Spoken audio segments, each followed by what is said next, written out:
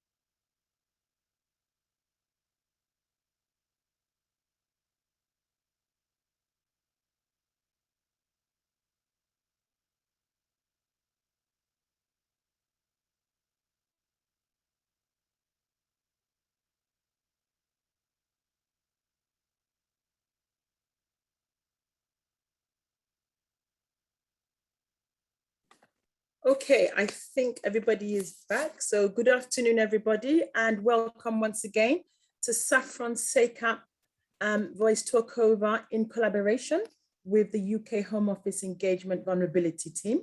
My name is Gizo Giaco, and I'm your Director for Programs for SaffronSACAP. It's lovely to have a full house today. It will come out on a Saturday, so thank you. Alongside me, I have my fellow directors who I'm going to ask if they could unmute themselves. I will start with Adebola first because she's on. So Adebola, would you like to unmute, please? Are you there? Yeah. Yeah, okay. Oh, sorry. Good afternoon. Hi, good afternoon. Hi, how are you? Fine, hello, everyone. Nice, beautiful weather, beautiful sunshine. Nice to be here. Adebola Ahmed. Thank you, Adebola. And Adebola is our resident social worker for SaffronSACAP. Alongside Adebola, I also have Yemi. Yemi, if you'd like to unmute and introduce yourself, please.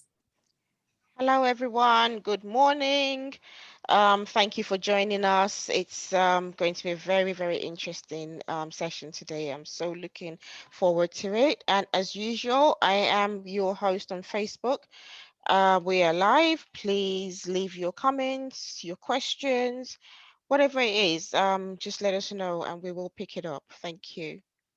Thank you, Yemi. Thanks for that. And as Yemi said, we are live on Facebook. So please, if there are any interactions, we will ask that you keep all interactions as confidential as possible.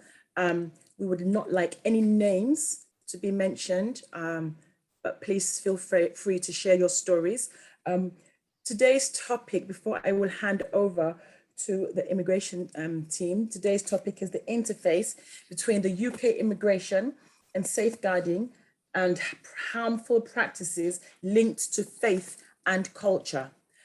From the title, you can see it's a very emotive topic. We will ask that you are very objective when we are speaking and respectful because everybody comes from various places. So we will have various opinions. All I will ask is that the deliberations remain as peaceful and respectful as possible. There will be some videos that the team will be showing today. These videos are not from either Saffron or the UK Home Office Engagement Vulnerability Team. So we are in no way liable for anything that comes out from these videos, which are only being shared for awareness purposes and obviously educational purposes. Okay, and if at any stage anybody feels that they need to have some time out during this program, because like I did say, it is going to be a very emotive process, please feel free to highlight one of the SACAP or the Home Office team, and we will be here to help you. Okay, so at this stage, what I will be doing is passing over the baton to Mercy. Mercy is chairing for the Home Office team today. So Mercy, if you'd like to unmute yourself, introduce your team. And once again, it's lovely having the Home Office team on board with us again today. Has muted me. Yeah, you're unmuted now. Thank you. Thank you very much, Giz, for the wonderful introduction. Today we are talking about, as Giz has already stated, the very sensitive, emotive and emotive topics. And our main objective is to raise awareness.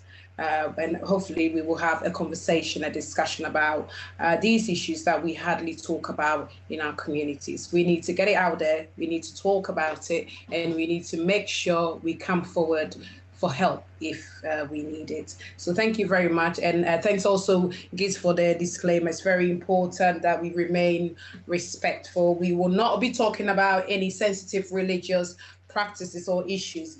We will not be talking about deep cultural issues. We will probably have to broach a bit of it, but we are not going to go too much into detail about any cultural issues. So please keep your questions neutral and respectful.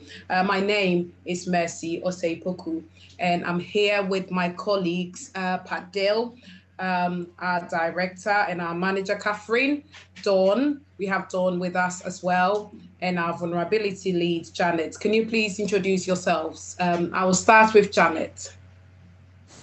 Hello, can everybody hear me? Yeah.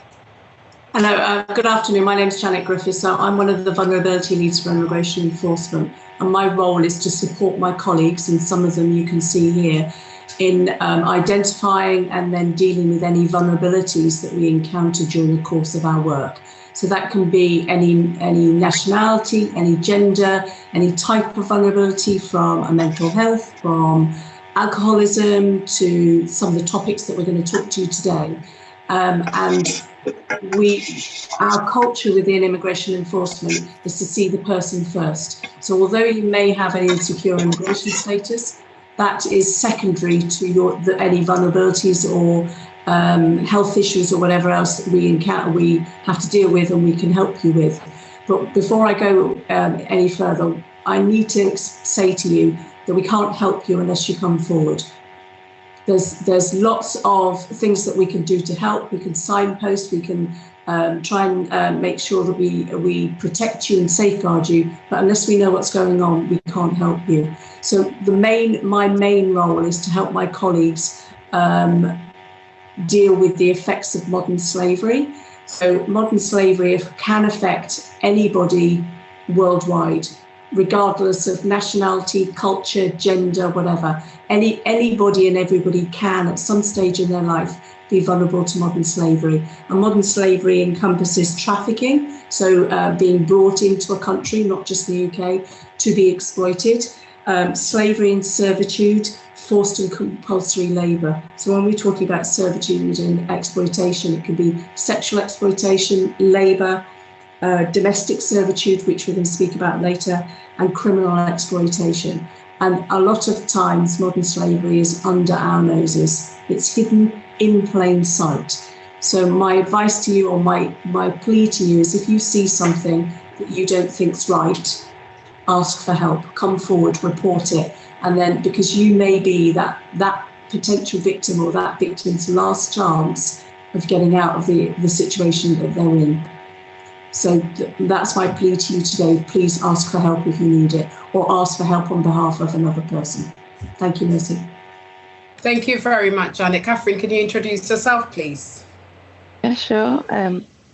Hello, everybody. Thank you for the invite today, actually. So my name's Catherine Parker.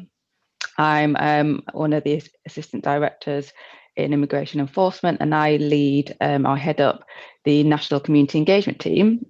So this is kind of like one of the events that we do, really good connections with the Saffron organisation. I'm really glad that, we're working together to get out these messages, really important messages that we've got out to put forward and raise awareness today. So we've got a really good programme. And videos which Mercy will go into and discuss. So we do this with various communities, so obviously not just the Nigerian and West African community, but we also have leads in Albania. So we do have an Albanian lead, we have a Pakistani lead, an Indian lead, a Bangladesh lead, and hopefully soon we'll also have a China lead. But we work with communities. This is what our aim is, to get out there that immigration enforcement is here to help. We really need to, and we recognise that we have to engage with communities to share the message, to say that we are here to help. Obviously, we have an enforcement element, but we're not here to talk about that today. What we're here to talk about is how we can reach out to you guys in the community, how we can help, how the impact of what we do, how that impacts you, and get your feedback on what we do. But as we've said, and as we will continue to say today, today is about kind of raising the awareness of modern slavery, vulnerabilities, and also kind of making sure that you're aware that you can report it, you can come to us. Please don't suffer in silence. Thank you. Thank you very much. Thank you very much, Catherine. And Dawn, can you introduce yourself, please? Yeah, can you hear me? Yes. Yeah, fantastic. Okay, so my name's Dawn McLean. I'm an immigration officer. My job obviously is to look after the immigration control in country. So once you go past border control, as well as doing that job, one of the big aims that we have is to be victim focused. So when we're actually speaking to individuals, whether or not it's children or adults, is to look out for any vulnerabilities, to try and offer support and signpost that individual to organisations that may be able to help them. We want to encourage people to speak to us, and if you can't speak to us, then obviously we're going to give you a lot of helplines today, which may be able to assist you going forward. It is a challenging job. We are prepared to have difficult conversations, but we want you to help us to help you, and the only way we can do that is for you to speak to us or one of the organisations today. So if you think that you may be at risk of any of the vulnerabilities that are going to get mentioned today, then please speak up, speak to somebody who may be able to assist, whether or not it's ourselves or again one of the organisations. Or if you think that you know somebody who may be at risk, then you can call one of the helpline numbers confidentiality, I should say. And again, they may be able to help that person who may be at risk. So please today, all I'd urge you to do is to hopefully listen, as Mercy said, objectively. And if you are affected or know anyone, please speak up. Thank you. Thank you, Dawn. I think Pat is struggling to get back in. She's dropped out, so she can't introduce herself at the moment. I have to say, following on to what Dawn said, you can always contact Saffron. It's a safeguarding charity, and they are here to help you too. And I have to say, this relationship is very important to us, Yemi and Giz, and thank you again for hosting us. Thank you. Today's order of events will be forced marriage, domestic violence, follow closely to that. The third one will be overseas domestic workers. And of course, the fourth one, a very emotive, sensitive, and heavily debated, one of the most heavily debated issues in Africa and the Middle East at the moment is FGM. Again, the disclaimer stands. We will be showing some videos, and please, if you need any help, Yemi and Giz are going to drop some numbers online, so you can contact them. You can, of course, come to us, and you can always contact Saffron. They are here for you, and they are going to help you as much as they can. So Yemi, can we please have the first video on forced marriage, and then we will have a little discussion and continue to the next one. Thank you.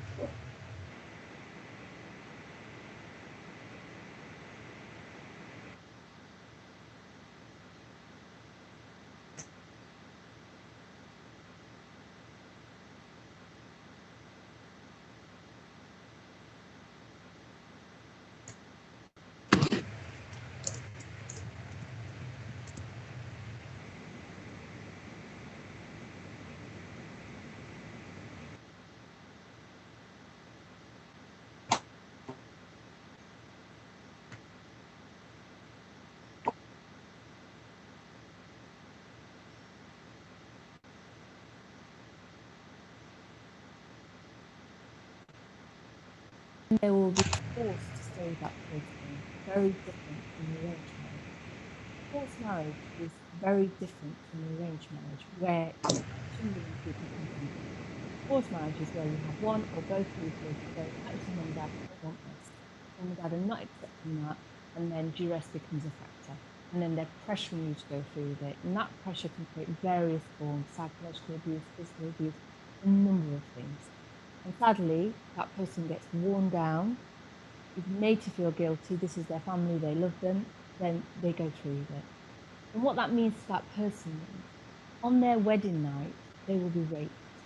Then they will be forced to stay with that person. 9 times out of 10, it's to a foreign national abroad. So they're taken out of the country, kept in some rural village, forced to sponsor that person into Britain. They end up in some dead-end job to sponsor a visa, so they can't have an education. And then they end up being in that marriage for the rest of their lives. And it just takes away their life completely. We're talking about UK British subjects here, men and women, predominantly we deal with women who are affected. The most common group affected are many young people. They can be promised into marriages from a very young age and engaged under the age of 10 or promised from birth to somebody. When the planning of the marriage actually starts taking place and the pressure starts, is when they're around 13. Honour-based violence is now a national term adopted by all police forces, and we recognise it as abuse situations of dishonour. So, for example, a family, so as the first example, may have a system whereby you, growing up in Britain, are not allowed to do certain things that may bring shame and dishonour to the family. So you're taught that from a young age. So for me, it was things like you're not allowed to cut your hair, wear makeup in today's context, own a mobile social network, integrate into wider British society. And where there is abuse, it's termed honour-based abuse. So the family will deal with you by punishing you if you breach what we call an honour code. So if you are found to have a boyfriend that is going against an honour system, and you can be punished for it. Sadly, soon, even for character, the education sector is at the heart of prevention. That's where we need to be. So that means in schools, colleges, and universities. There's 2 forms of education. That's educating people, that's that side of it, educating future teachers who are going to be going out there into schools, who may be in classrooms where our most affected groups sit. So we've got to make sure they understand what to look for. Then it's ensuring that we're in schools and talking directly to students, the affected groups, but also their mates, because their mates need to know about this so they can tell others, you know what, it's against the law, or there is a helpline. So education is extremely important, and it's where we need to be, even more important than dealing with crisis, because you're preventing it from actually somebody being affected.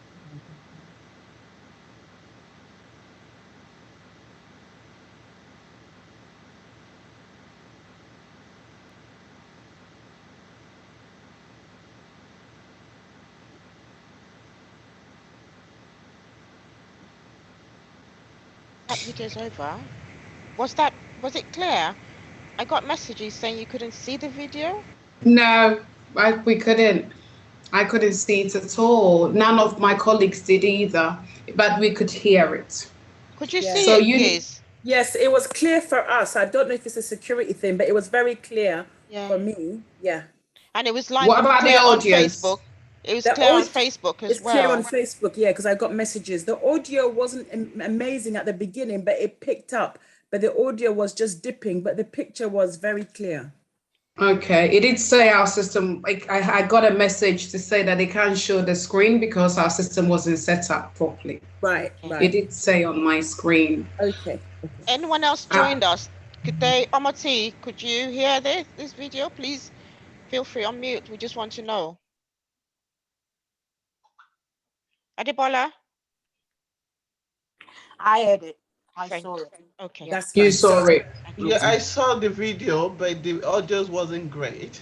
Yeah. So, Okay. Could we get could we get some views and comments regarding what they just saw, please, from the audience? Because today is going to be a conversation, a two-way conversation, a discussion. So I would invite feedback, comments, questions before we move on to the next one. I want to comment on the video. Please do. Adebola, I just want to say that in all my years of obviously being a social worker in the UK, I do see this happening a lot, more in the Asian families than in the African families, but not to say that it doesn't happen, because there's what we call coercive control, there's what we call manipulation, which obviously, while we're talking about the Asian family, is always quite direct, and honor-based killing is always quite direct. You have shamed the family would take that. Obviously, that's the view, and like she said in the video, that's how they've been brought up from where they were young, and that's the view, and it's not necessarily something that is out of character. It's part of their culture and part of their values. I'm not definitely not talking out of line here, because I've dealt with quite a lot of cases like that. However, I think when it comes to the African family, is more of the coercive control and manipulation behind the thing that happens, because we don't necessarily arrange marriages for our children, but we would definitely want to set up our children from the same class should marry each other, which means if I'm from that middle class, upper class, I want my children to marry into that same type of family. So, and I think that for me is more dangerous, because it's not as obvious and open as it is in the Asian culture. That's all I wanted to say. Thank you very much for that comment. I completely agree with you to an extent with regards to the coercive control. And I think with regards to the Asians, it stems from the issues of arranged marriage. I have to make this clear. Arranged marriage in itself is not an issue. It only becomes an issue when one party doesn't want to be part of the union. That's when it becomes a forced marriage. Because my parents, I'm from Ghana, my parents were arranged marriage, and they've been together 67 years this year. See, so arranged marriage in itself is not an issue. It's always been done. It's been done even in the UK royal family. You know, classes, people from the same classes are in. It's almost like a business deal. So you have land. This person has money. You marry into the family, and then the money is used to till the land and whatever. That is not it's not an issue. However, that arranged marriage, if one party doesn't want to be part of it, then when they are forced to be in the union, that's when it becomes forced marriage. That's why it's so prevalent in the Asian families. But like Mesa Bimbola said, it's coercive control in the African families, and it's so covert that it's dangerous. And sometimes, I don't know, social workers can actually miss it because it's so covert. And that's why we are talking to you today. Please talk. We don't even discuss it anyway. You are controlled to the point that you're not allowed to talk about it. This is why we are here. We want to talk about it. We want to normalize such conversations and discussions. So thank you very much for bringing that point up. And also, let's not forget about tribalism in West Africa. the bane of our lives, tribalism. This one is from this tribe, or this one is from this ethnic background. You can't get married. And the other thing is they cut you off. If you decide, whereas in some cultures, they will just kill you or whatever. In West Africa, they will just cut you off and you will technically be destitute with this and at the mercy of this man that you've left everything for, or this wife that you've left everything for. And when there is no support, that's where the abuse comes from. So, oh, you can't marry him, you can't be with him because he's from this tribe or this ethnic background. So we will have to disown you. And so you are at the mercy of this person. Ooh. Sorry, can you mute, please? So you are at the mercy of this person. And that's when the domestic violence creeps into it, because you don't have any support systems around you. So thank you very much for your comment. Can we invite another one more before we move on to the next one, please? Please feel free to unmute yourselves. This is an open roundtable discussion. It is not for you. You haven't come here to be lectured. We want to hear from everybody and have a discussion. So please feel free to unmute. Any stories to share? Particularly, I want to hear success stories, positive stories, if there are any, please. And please, Yemi, what about the Facebook comments or the sidebar? If any comments are coming, we would like to know as well, please. And if my colleagues want to add anything, they're welcome to as well.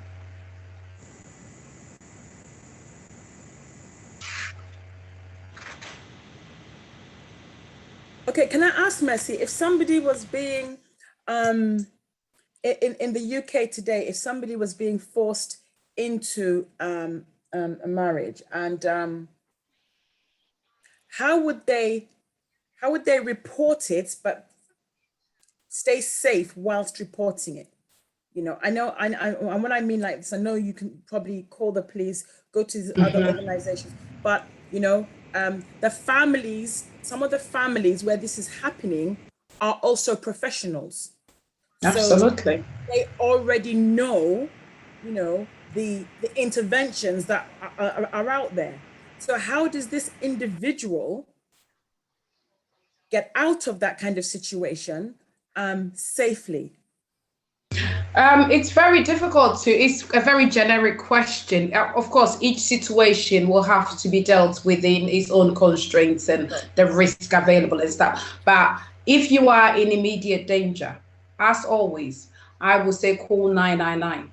I tell you what, the police are very well trained now. There's been issues. We know that particular one, gosh, the most popular one.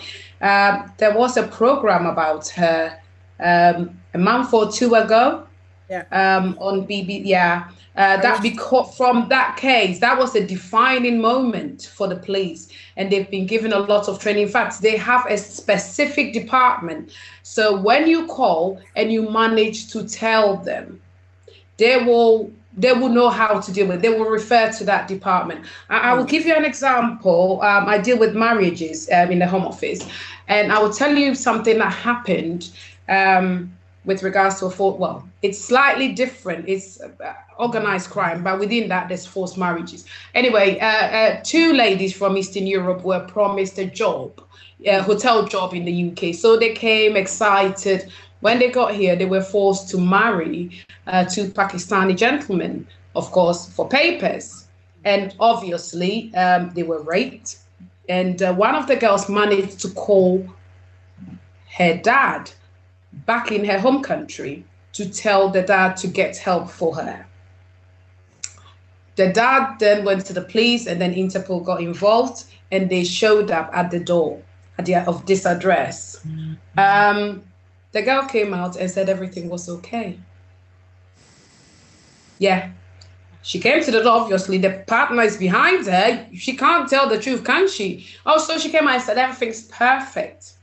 Then the police invited them to the police station. They went to the police station. They interviewed them together. They both said everything was fine, they were in love. And the police made a very, very silly mistake, I should say, and told the gentleman to step outside. So this gentleman was outside, but by the door. and they questioned the girl, and the girl insisted she was okay. You see the pattern here. They should have split them so far away from each other that, no, he was right outside the door. They left holding hands, went to the car and went home. It was an immigration marriage referral case. So the police came back to immigration and said, oh, we've done a sterling job. We've gone to the front door. They seem fine. We picked nothing up. They came to the police station. So we were questioning, okay, so where was the man when he went? And we found that the man was outside. So what we did was the following week, we showed up at the house and arrested them both. And we took them into custody. And I have never seen anybody kicks off so much like this woman did. She was biting the police officers. I'm fine. Why wouldn't you leave us alone? She was biting, spitting, so disruptive. Yeah. So they put them in separate vans. We planned everything. As soon as she got in the van, she was like, thank you. It's in immigration history, it's one of the biggest organized crime cases. If I had the map in here to show you, the case became so big. We found other cases linked to it and stuff. By the way, she had actually been stabbed by this man. Yes, as part of the control, so that she does not speak. This is why she was kicking off at the arrest. So that it was so OTT. When something is OTT, when something is too good to be true, it normally is. The way she was angry. If you haven't done anything and you've been arrested, it's not difficult. The police will see through it, right? So the way she was behaving gave the game away. So there are things you can look at. I mean, the police said it was fine until we got that we handcuffed them, everything. Anyway, they both got 8 years each. There were 2 other men. Is it me or I've got something on my screen? Has everybody else got it? No. No?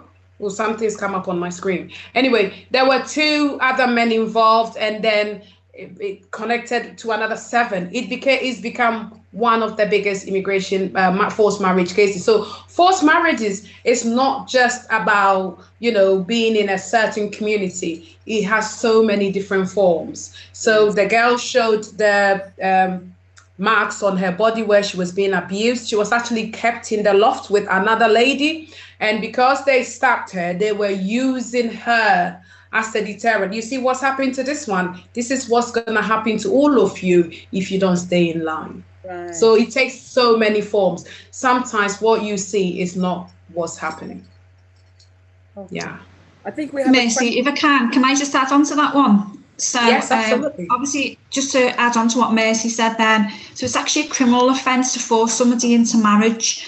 And it's also a criminal offence to take somebody abroad to force them into marriage. Now, we've got a unit called the Forced Marriage Unit, and their job is basically to assist people who are subjected to forced marriage or at risk of forced marriage. So in the UK, the Forced Marriage Unit offers information and support to those who fear they are or at risk of being forced into marriage. And they can talk to the potential victims about their options, provide support, accommodation, etc.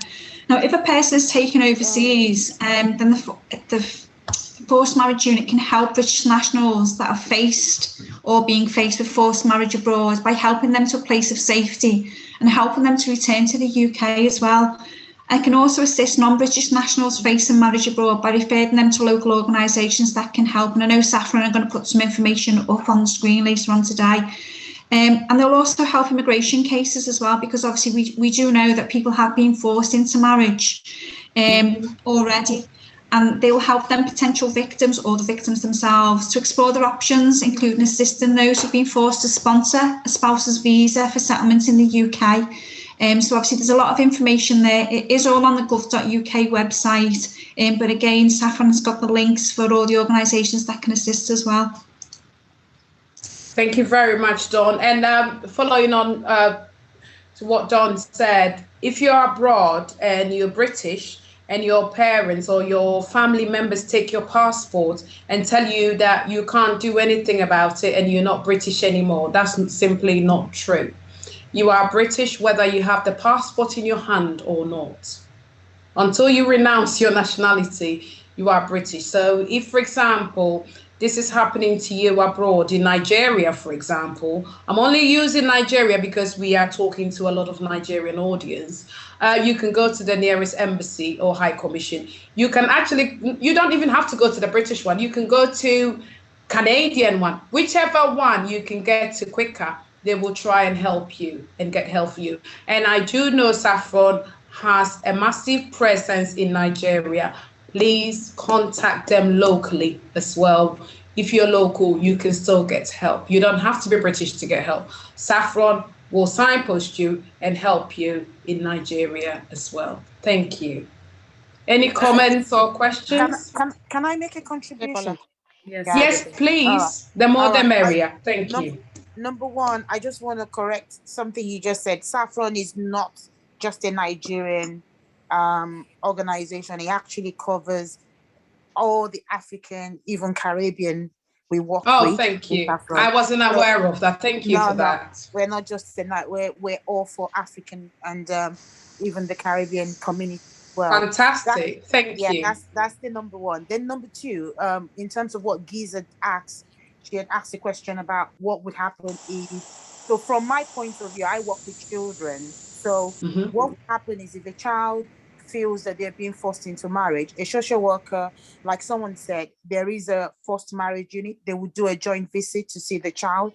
We would always provide a place of safety for the child. Might be within other family members, but we need to be sure that they understand the values of what we stand for and they're not part of that system of the forced marriage. And if the child doesn't feel safe there, the child could be accommodated in a foster placement. We have instances of the local authority would apply for a care order in terms of that child if they feel the child is at risk, and they would have a care order with the parents while we're doing the deliberations on if this child is being forced into marriage or not. We would take that allegation quite seriously, and we would there would be a risk assessment that is done to see how, obviously, if this child is at risk, how this child needs to be kept safe, and all of that will be put in place. So the local authorities take forced marriage really seriously. They take the allegation really seriously, and they do step in and they work with the police and they work with the Home Office. Certain forms are sent to the Home Office as well in terms of wanting to keep the child safe.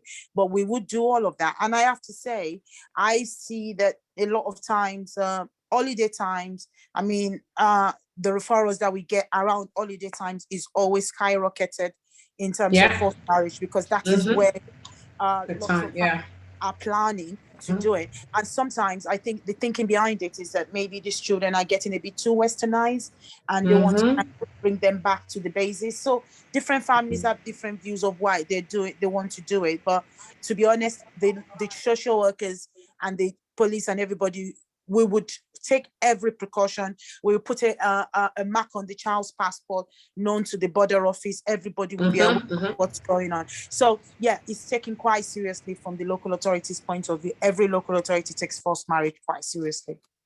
Thank you. I was under the impression that Giz wanted to know the initial action to take. You see, by the time it gets to, so who refers it to social service? That's why I mentioned the police, that if you are in immediate danger, just contact the police. Once you contact the police, the referral comes through to you, to immigration. That's where they set the ball rolling. Or you tell your school, right? Isn't that the process? We get a lot of referrals from schools. Young people tell their teachers. We, the local authority I work for, we don't normally get from the police. Sometimes we do. Oh, I see. But most of our referrals come from the community workers, school nurses, teachers at school. Children, we just tell them they feel that this is the plan of the family. They're going to be traveling, and that's what the intention is. So yeah, we do get a lot of referrals from other people. Thank you. So if what would be your first point of contact for anybody, child or adult, on this call? Apart from the police that I've mentioned, what would be your next course of action? If they, for example, if they are not in school, they are working, for example. Are you saying that if we receive the referral as a local authority, or if they No, want to send no. the referral? Now, if there is anyone on this call who's, let's say, 18 years old and is kind of in danger of being forced into a forced marriage, apart from the police, which I mentioned, what other avenues would you encourage them to contact, apart from the police, from your experience?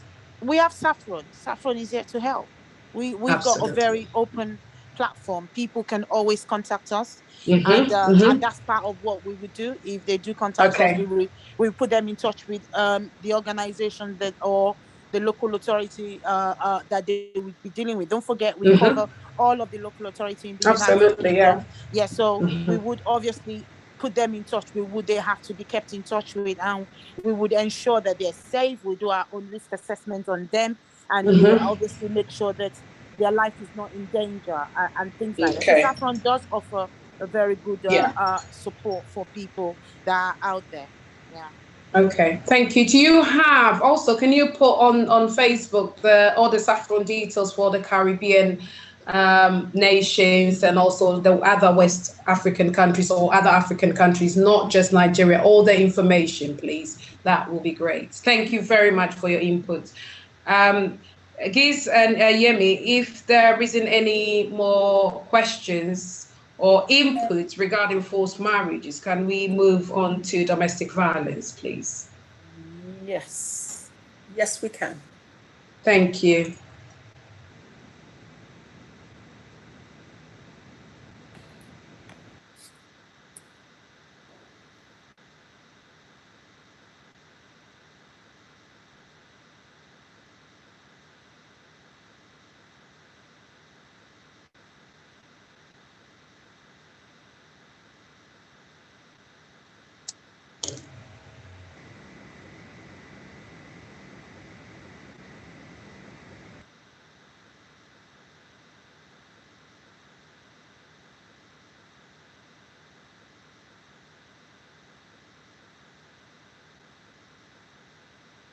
Can anybody hear?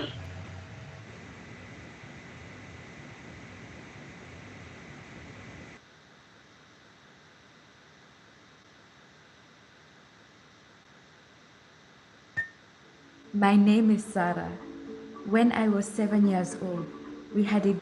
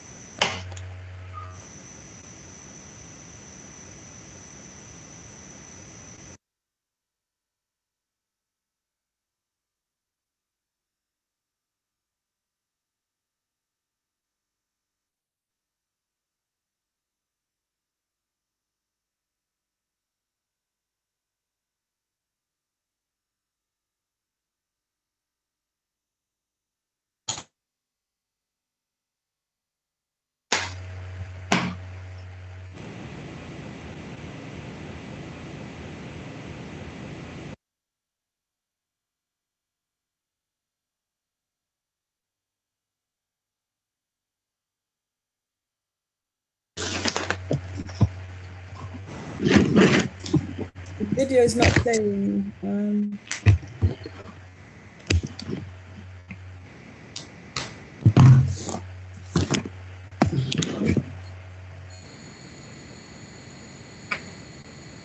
Very different from arranged marriage, where you have two young people consenting.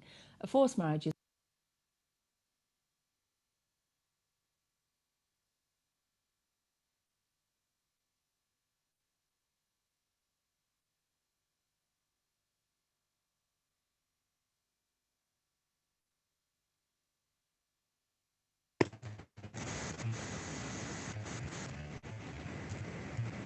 Can we go on to the next video if that one's not playing?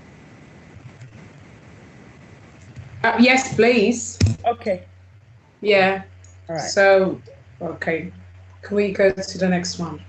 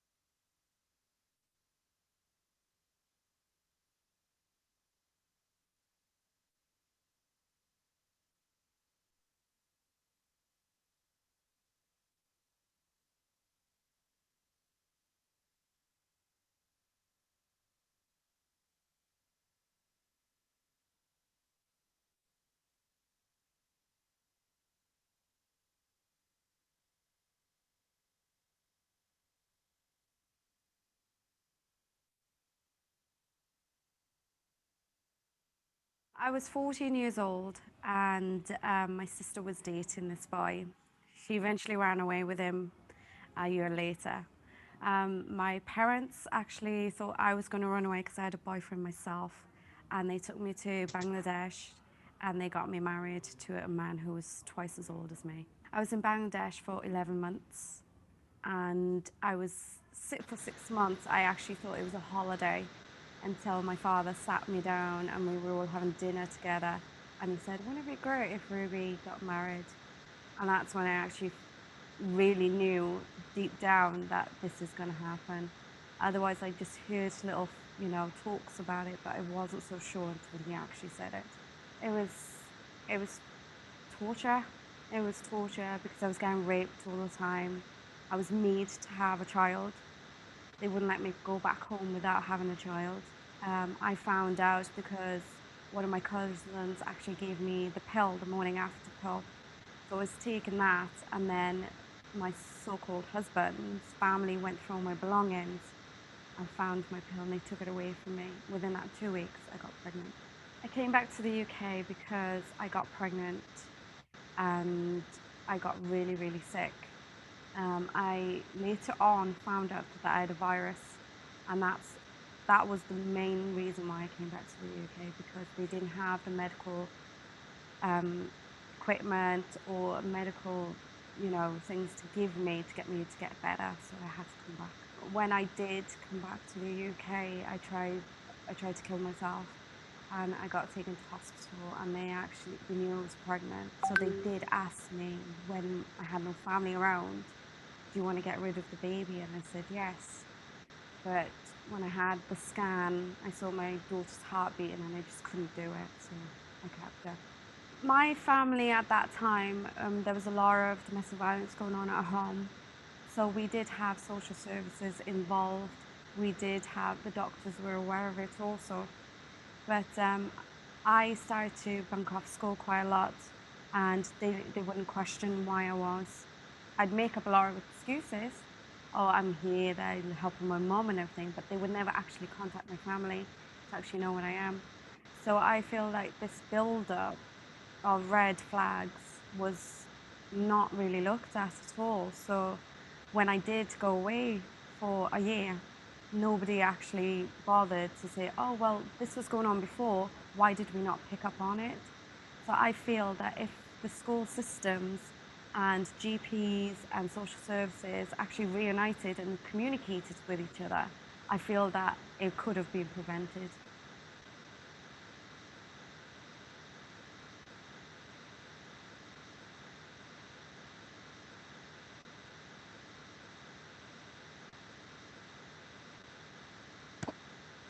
Oh. I guess has that ended? Yes. Very powerful video. Thank you. Any comments? Can we invite any comments, input, experiences, or anything from the social services, the resident social services lady? She said something at the end, it could have been prevented. I think since video, a lot has changed. Anybody on here tell us what has changed? I suspect a lot has changed since this video.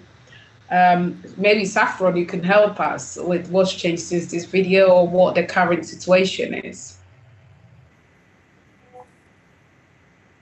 Go, Yemi, go. Adebola, yeah, that's it. You're the better one. Can I say something? Yeah. Yes. I would like to say that yes, a lot has changed. Yeah. A lot has changed in the sense that we have what's called a dash form that could be used either by the hospital professionals or social services or even the school just to assess the risk. There is obviously there's a multi-agency meeting that takes place all the time. Keep a tab on issues in regards to domestic violence. There's the CLARES law, which is about revealing the backgrounds of partners, potential partners. Partners because sometimes women are quite vulnerable, and they're in a relationship with this guy. They don't know that he he is a The domestic history. violence perpetrator. So, I mean, there's a lot of changes, but I must say that, I mean, we're getting to grips with the fact that when it comes to domestic violence, even sometimes women will go back, not because they're safe, but because they don't think they have a choice. And I think, you know, we're getting to be more sympathetic to the control these abusers have on their victims, and we're kind of getting to grips with how we would deal with that.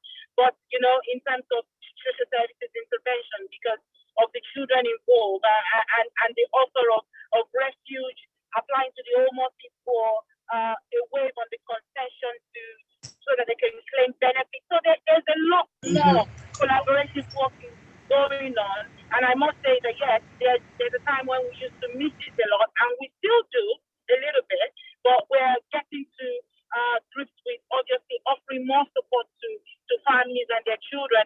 And where the woman doesn't have any right to claim benefits, the children will be looked after under the Children in Need Act Section 17, because they are children in need and they need accommodation and they need support. And that's how the local authorities are dealing with them, where they can claim and they can get the DDA from the Home Office, which is for them to get the concession and to be able to claim their own benefits. The local authority will support them till that time from when that window of opportunity, and they can claim in their own right, and they can apply for non-molestation or that everything else in place. So there is a lot of changes that are taking place, I must say, in my experience. Yeah. Oh, thank you. That's fantastic, Miss Adibola. Thank you very much for the update. I suspected that. I also like to get it out there that men also do get affected by domestic violence. We have evidence of that on this very particular program. And like Ms. Adibola said, you can apply to the Home Office and we can help you get some money, even if you're not entitled. There are ways around it, but you don't even need to know the process. We don't want to talk about processes anymore. All we want people to know is that there is help. That's all you need to know. You can come out and get help. Even if what we say in our community, you don't have papers, you can still get help. Just come out and talk to somebody. We will treat you as victims rather than offenders. There is a difference, and we will do what we can to secure you and safeguard you.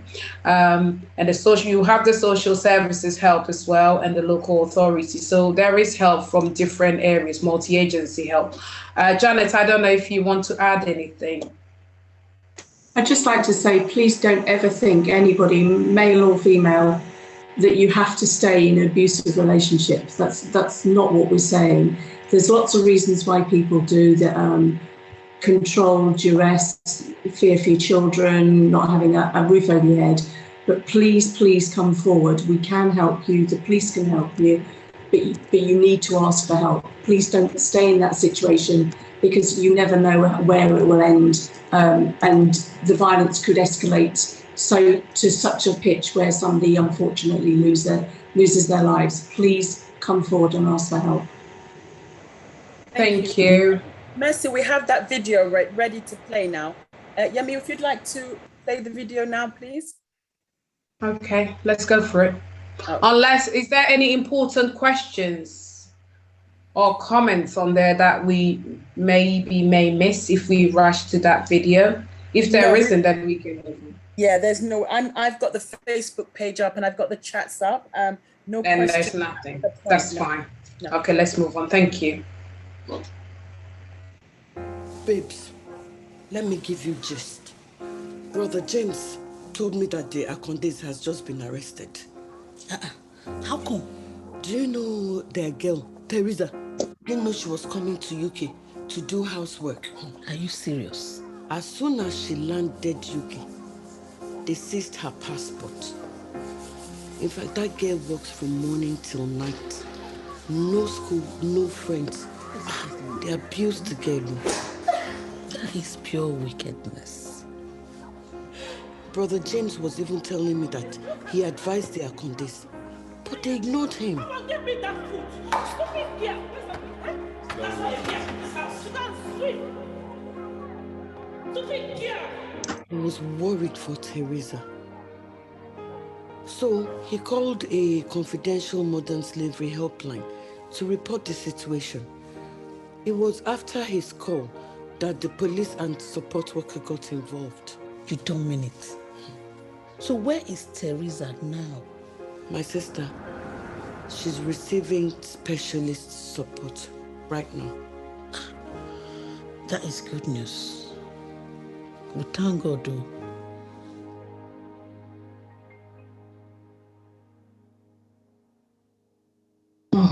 Oh, that was very difficult to listen to. Thank you very much, Giz. I think I mean, it tells us everything we want to say, really. There's so much there. Any comments, any inputs? Anybody wants to say anything?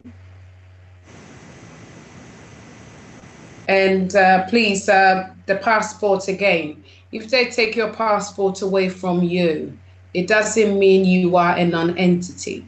It doesn't matter. Just seek help. You not having your passport is not an issue. Just seek help first, and we can go through that part later. Please. That taking the passport away, it's nothing. Just seek help so we can secure you. Any comments from the team? Any questions? Can I come in, Mercy? Yeah. Please don't think we're saying that any community can't have bring overseas domestic workers. There is provisions in the immigration laws that you can do that. But what we're trying to do, and what we're trying to highlight here, is that these are people. Treat them properly. Have a proper contract. If they're at school age, they should be going to school. They should have their own room. They should be treated as a member of the family.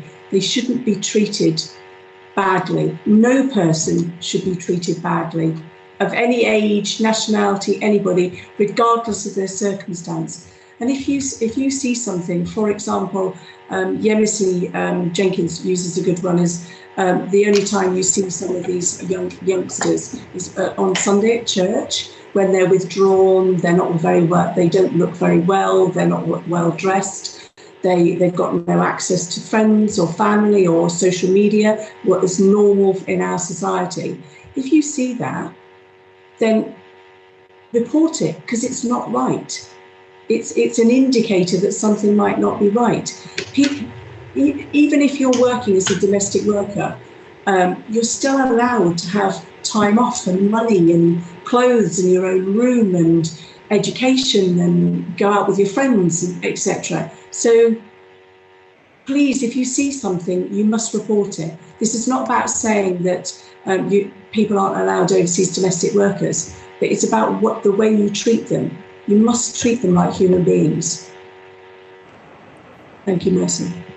Thank you, Janet. Anybody else wants to add anything at all, please?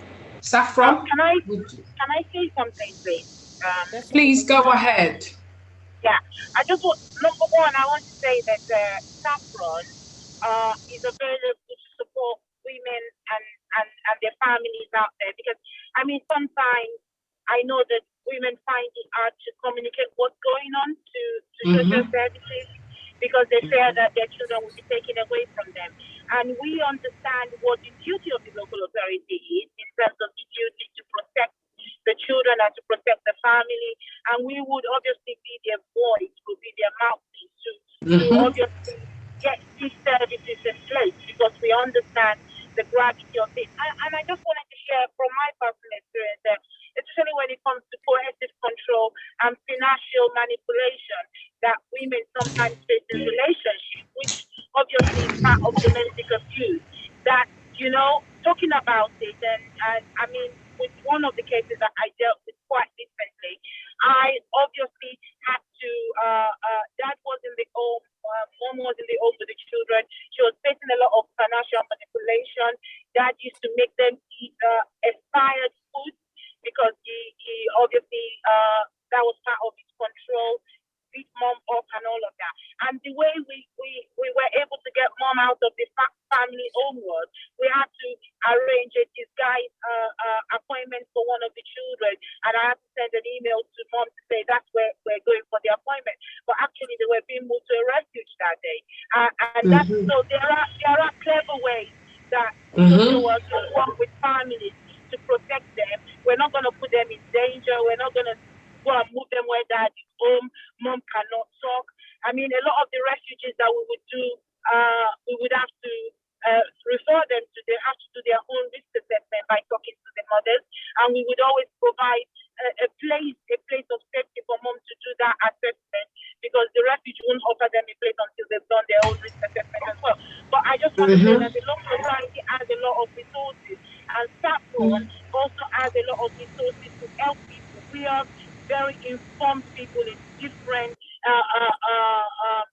fields that we're able to support families. So let the families know out there that that's what Saffron is there for. They don't have a voice. We help them to speak. We help them to chat. We challenge, and we make sure that those services are put in place.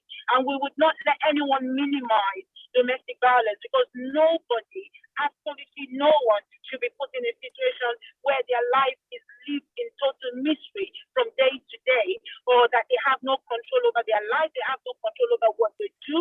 I don't think that is right, and we don't stand for that. And we're just there to tell them that we are their voice and we're here to help them. Wonderful. Thank you. That's a very, very powerful statement. That's wonderful. Thank you very much. Thank you. Dawn, did you want to add something? Yeah, Mercy, if that's okay. So, the Home Office Minister, when the Modern Slavery Act came into effect, made the protection of overseas domestic workers one of the priorities. So the Home Office is focused on improving protection for vulnerable domestic workers by ensuring that overseas domestic workers are informed, as Janet said, about their rights, and immigration and ourselves in enforcement are trained to recognise potential victims of abuse. There are a number of safeguards provided to overseas domestic workers. So employers have to prove to immigration officials that they have a pre-existing employment relationship with their domestic worker, for example, by providing pay slips or work records. Those who believe they've been a victim of trafficking have access to support and protection through the National Referral Mechanism. And anyone who believes that they are being mistreated by their employer in any way will have access to a number of organisations who can help, including the police, the Pay and Work Rights Helpline, and employment tribunals as well. So if you are, or you know somebody who is at risk of any of this type of abuse, then please, please, please, as again with all the numbers that Saffron are going to provide me today, please report it. You know, we are here to help, but we can't do anything unless you tell us. So please do not be afraid to come forward if you're uncertain about your immigration status. It's all about being victim first. If you're a victim, please record it. Thank you very much, Dawn. And like I said earlier, don't worry about the processes, because some people in our community might be put off by forms they have to complete or a statement they have to write. For example, Saffron can help you with those things, but don't worry about that now. The key message today is to come forward. That is the key message. Don't worry about the processes. That's what Saffron is there for, and advice and support, moral support. There will be help. So just come forward. That's all you need to do, and we will deal with the rest later. Thank you very much, Dawn. Saffron, do you want to add anything to that? Yes, I will add after I've taken a question from Omoti. If you'd like to, your hand's been up for a while. Sorry about that. Go ahead. Thank you, Sis. My name is Omoti, and I live in Dublin, Ireland. What I noticed from some undocumented people that have problems of this kind, they are not confident enough. They are afraid to go to immigration. Will you say the first step for them to look for their community social worker? Would that be the first step to do? So that if I see somebody like that, I'll be able to give them my own advice personally, because they are afraid to go to immigration office. Okay. Thank you very much. You can actually report on their behalf as well, but that might put them in danger depending on the situation at home. So I would go for, a community social worker. The issue is some of these families are themselves professionals and have very good standing within the community. Exactly. So go, I know I'm from this community. So sometimes it's the reverend, the pastor. How do you go to the community social worker to talk about the reverend? You won't feel confident enough. You won't. So yeah, I would advise, my personal advice will be to call a helpline. Okay. If they don't feel confident, they should come to Saffron in the first instance, because they're not aligned to anybody. They're neutral. And that is their job. So even if the person has a standing in the community, they might not even have any connection to that person. Even if they do, they will not. They have to safeguard that person. They have a duty of care, and that's what they do. Well, going to the community social worker, of course, is advised. Absolutely. Anybody that you feel can help you. But what I'm saying is, the family might have a very strong standing within the community, and we know how our community works. They will start whispering, oh, she's lying about them, she's doing this, she's stealing from them. That's the classic example. She's having an affair with the husband. That's another example. So all these Chinese whispers will stop people from coming forward. If you feel you can't go to the community social worker, go to Saffron. Call a helpline. They don't know anything about you.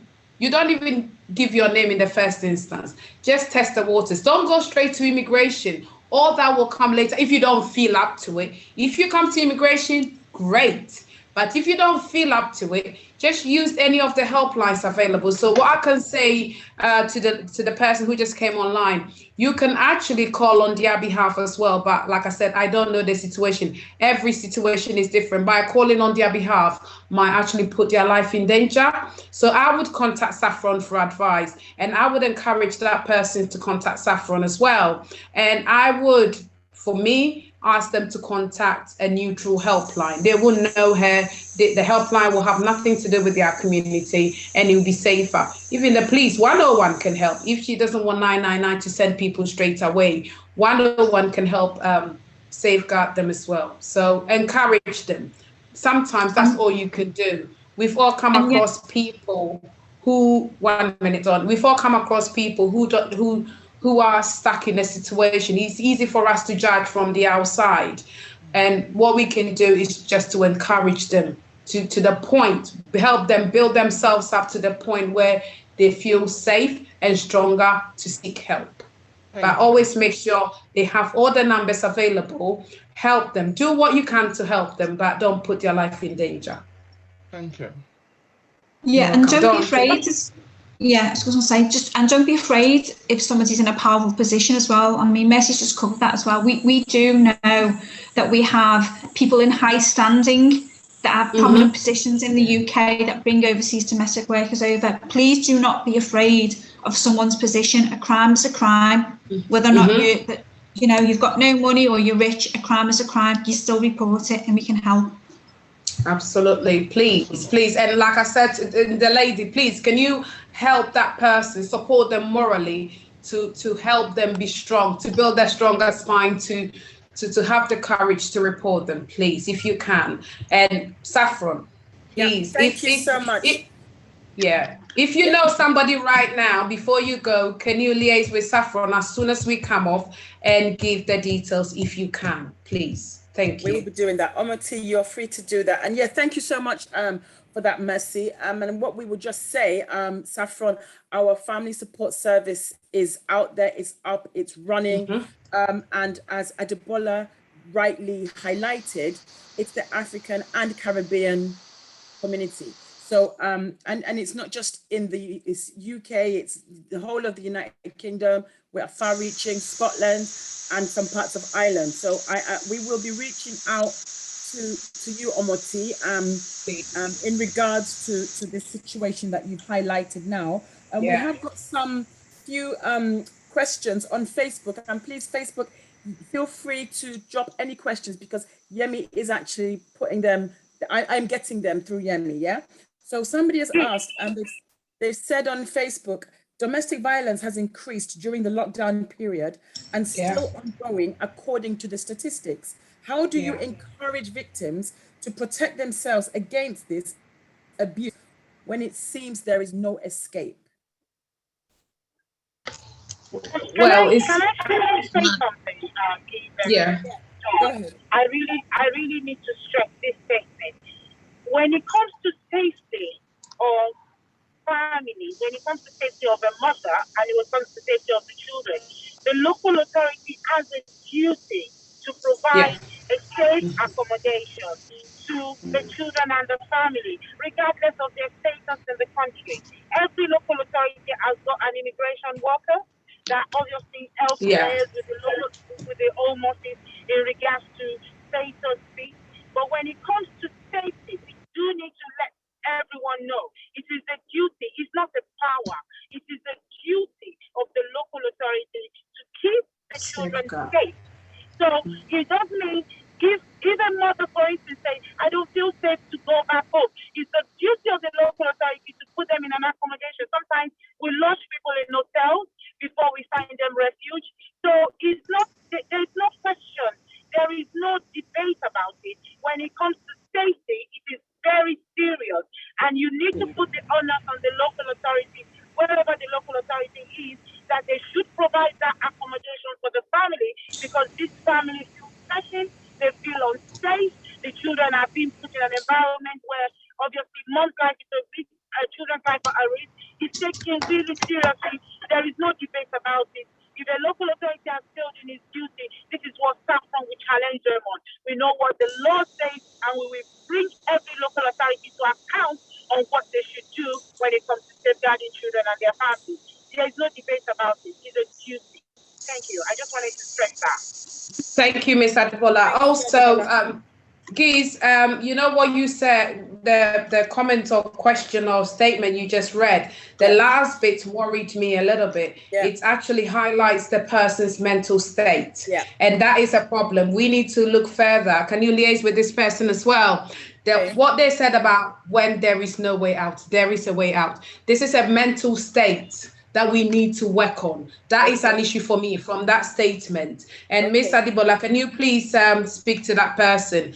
You know, when there is no way out, there is a way out. It's your brain playing tricks on you. There is a way out, and that's why we are here. This is exactly what we are talking about. There is a way out, but you need to reach out first. So please, we need to reach out to that person. Can you, whoever you are, can you speak to Saffron, because there is a way out, please? Thank you. Yes, thank you for that, Mercy. What we will be reaching out to the person on Facebook. We have the details, so the team will definitely reach out. Thank you. Okay, if there are any other questions, if not, I guess we can take the next video. Yes, please. That is do you want to probably talk about disclaimer just before this one? I know you have, but it's okay. Is this the one? Okay, so we are about to okay, sorry, there's a question. At times, even the social services make you feel there's no way out. Okay, are you able to unmute yourself? And because you're on the Zoom, are you able to unmute yourself, please, Temitope? And okay, all right. Okay, so maybe you can stay behind camera. But just let us have it's better if you're here, you explain this yourself. Is that okay? Hi. Hi. Yeah, well, it's something that I've gone past, but it's a personal experience, like I was saying. Sometimes ago, I think 2012, 2013, I was destitute. I was pregnant. My partner left me when I was 5 months pregnant. I was an undocumented person then in UK. I don't have anywhere to stay. I was sleeping on the road, sleeping in churches, lodging. And when I had my baby, it was the same thing. At the end of the day, someone advised me to go to the social services. Because the first thing when I got there, the first person told me I should go back to my country and they would take my child off me. And I was like, seriously? So I had to run. This social worker kept calling me. That's okay. Then the next thing was, okay, don't worry, we take your child, foster your child until you sort yourself out. Until I told this guy to stop calling me, or if you don't stop calling me, I'm going to do something bad to myself and my child. That was when he stopped calling.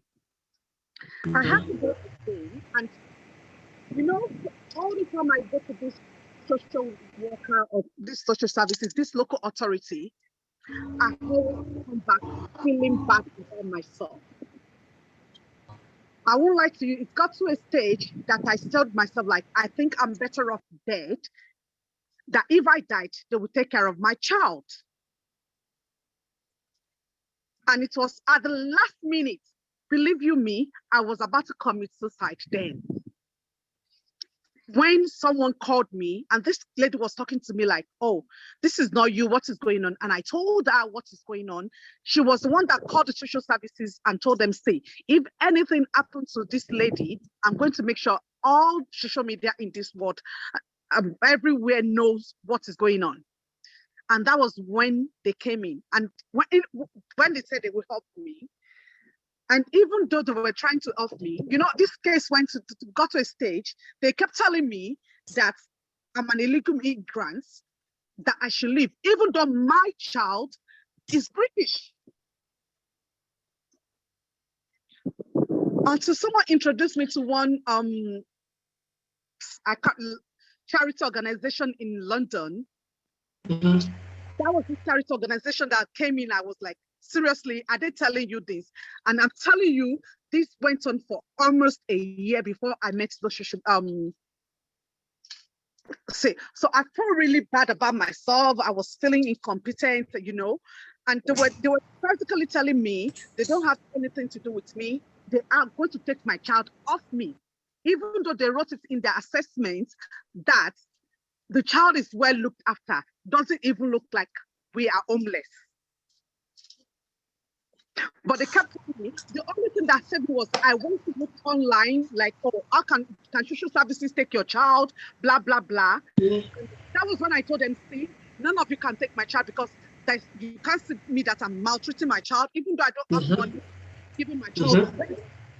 So you can't take my child, you can take me to any court of law. Someone that doesn't have that confidence, even then, that I was really not even myself.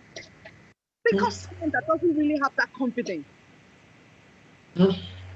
That's why you see some people, I'm not supporting this, but I was also people like, see, if you see someone behaving arrogantly, behaving somewhere out, abusing someone else or their child, look deep down what that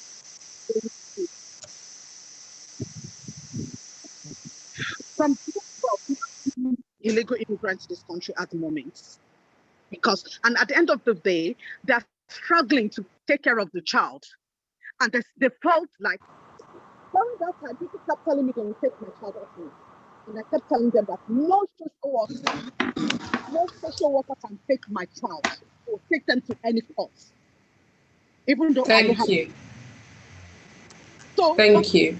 That doesn't have that confidence, that doesn't have that knowledge. Yeah, thank you.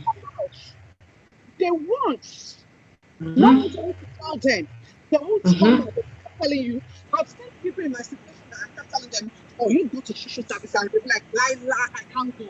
They will take my children off me. I'm telling them, as long as you're taking care of your kids, you're not doing them, you're not abusing them, they can't. But still, yeah, because they believe, sorry, Deborah, people are scared of social workers. I always tell them I don't give BS about them. Thank you. Giza, we can't hear you if you are talking. Sorry, I accidentally muted myself. I just said to Temi Tokbe, and that is why Saffron does the programs that we do. And you heard from Adebola. Adebola is our resident social worker, and I am in no way, demystifying or taking your story away. It's distressing to hear that you had to go through all that. It's really, really distressing. But these are the stories we need to hear so that we can work with you to be able to right these wrongs, So, we would like to hear from you outside of this. And I'm hoping that, you're talking from a better place now. And if there are still any issues, you know we are here. You come on our program all the time. Please, please, please. This is the first time we've heard this. Saffron is not just here on a Wednesday or every third Saturday. We are 24/7. We don't sleep, okay? So like I said, if you are out of that issue, beautiful. If you're still there, you need to reach out to us. Let us see how we can help you. Adebola is a social worker, and I can assure you. Are you? Yeah, go ahead, Adebola. Please go ahead. Can I say something? I think Dr. said, and like you said, Gabe, I really do. My heart reaches out to you, my sister, for what you went through. I have to say that shouldn't have happened. In no way was that meant to happen. Social workers don't have any immigration expertise or knowledge, and that's why in every local authority they have a specialist immigration worker there, and we're not supposed to give you advice on anything to do with immigration at all. That's not our role. Our role is the children, and I'm so sorry that you went through that, because actually by law, if you are homeless and you need accommodation and your child is in need, the local authority has a duty to accommodate you as the mother of that child, because that child is in need. You are getting accommodation as a result of that child, because there is nothing wrong with your parenting capacity. There is nothing wrong with your ability to look after your child's needs. But the problem is you are homeless, and that's why the local authority will step in. Even if you make yourself intentionally homeless, that means you can't follow the housing regulation.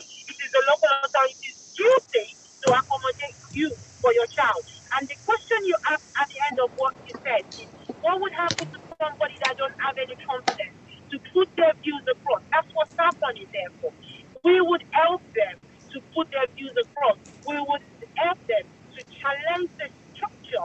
We would help them to challenge the stereotypes and even the behaviors of social workers. No social worker has the right to make that judgment. That's not their call. Their call is to complete an assessment, and if the local authority, their managers are saying they're not providing you a service, they must tell you why.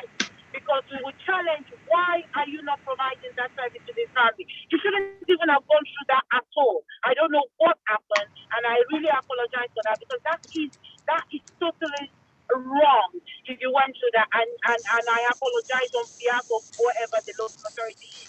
However, this is an education for everyone. This is what Saffron is there for. We would help you fight. We would help you challenge. We would help you put together a statement, and we would challenge the local authority on their duty. This is your duty. This family is in need. You must support them. That's what we're here for. Just need to say that you don't need to put yourself in a place where you're not safe. You can get support. There's a lot of support out there, and we would help you to connect yourself with those support. Thank you. Thank you, Mrs. Adebola. Also, can I add that, I'm very sorry this happened to the lady. It's horrible even listening to this. I'm very sorry this happened to you. And I do hope between 2012 and now, we have moved on. We're a long way from there, thank God. And I hope nobody else goes through this. Saffron is here to help. And for those who don't have the confidence to challenge, this is where Saffron comes in. And there are various other charities. And there was also something the lady said about she was just about to end it because she's talking about suicide. I would encourage anybody, if anybody has been triggered by that comment, right now to contact Samaritans on 116123 or any other charity that can help, or reach out to a friend or a family member. There is always light at the end of the tunnel. Thank you very, very much. And I'm very sorry this happened to you. And please contact Saffron and use your experience and your story to help others if you can. I would encourage that. Thank you very much. And yeah. Okay. Thank you so much for that, Mercy.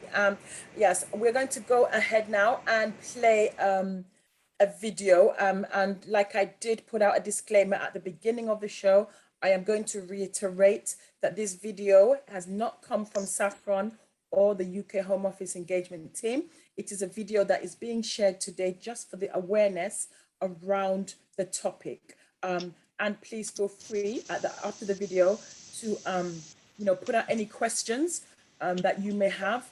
Like I said, it is very sensitive, so we do apologize you know, in case there is anybody that could be watching that has gone through this, but this video still needs to go out for awareness purposes only. And this video does not come from Saffron or the Home Office team. Okay, over to you, Yemi. Thank you so much. Thank you, please.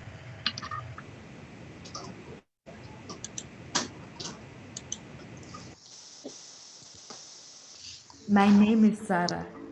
When I was 7 years old, we had a big celebration for all the girls in my village in Kenya. I was so excited.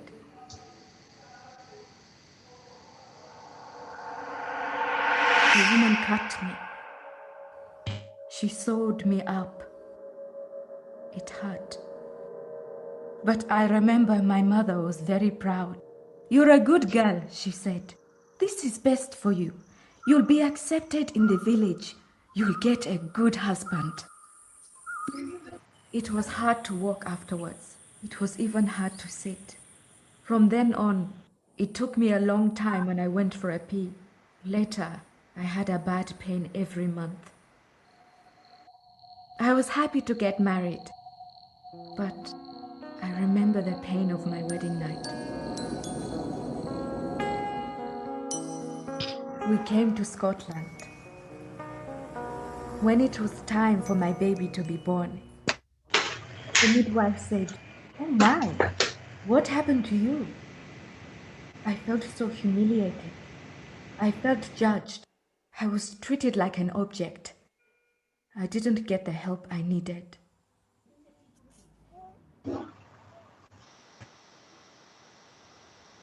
The next time it was different. The midwife asked me questions about my health and my home country. She made me feel comfortable. She listened to me. She asked, "Have you had any procedures that might cause problems during your pregnancy or at the birth?" I told her I had been cut. She knew what I meant. She asked if there had been any closure. She asked me how I felt about it. I could talk to her. She said she could arrange a full assessment for me. At last, I got help for my sore back and the monthly pain, and I didn't have to worry about this baby being born. My midwife told me that my daughter will be safe in Scotland because female genital mutilation is against the law, and it is illegal to take a girl abroad for FGM. She said that if I am ever worried that anyone in my family wants to cut my daughter, there's many people I can turn to.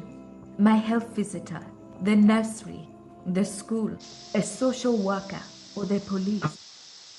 I felt so relieved. I discovered that FGM happens in many different ethnic groups around the world, wherever they live, and that women and girls are cut in different ways.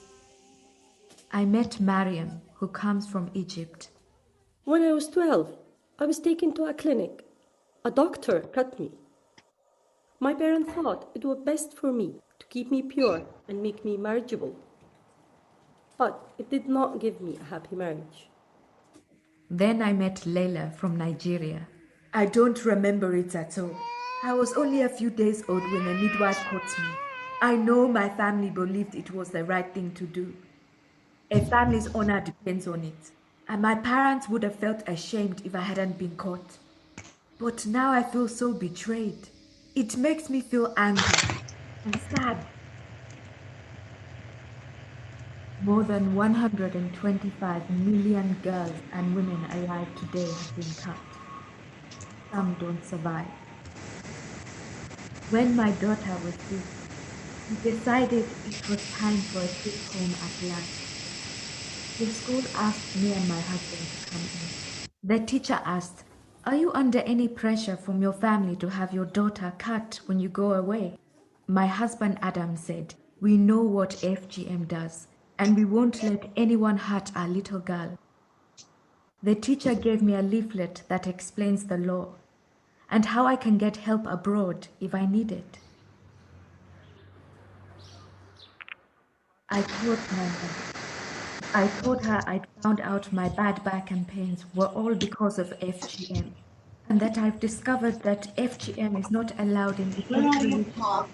I told her it's against the law in Scotland. I could get into a lot of trouble if I let anyone harm our daughter when we come to visit. My mom surprised me. She told me my sister is involved in a campaign to end FGM back home. Adam called his family as well. And then we felt safe to visit. I was so happy to see my family again.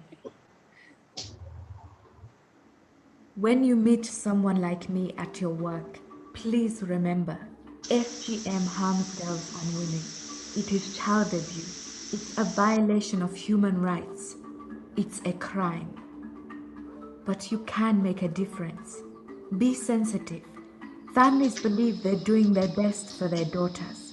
Get to know your local communities. Don't make assumptions. Not every woman from a country where there's FGM will be affected.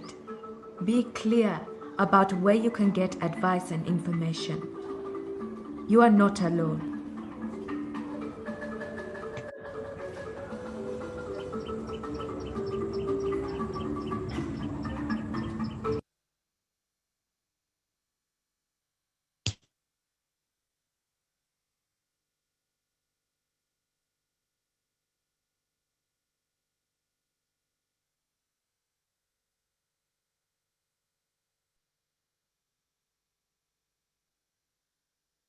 Okay, I do believe we have another video coming straight after this one. Okay, Yemi, you can play that one and then we can take questions, yeah? Yeah.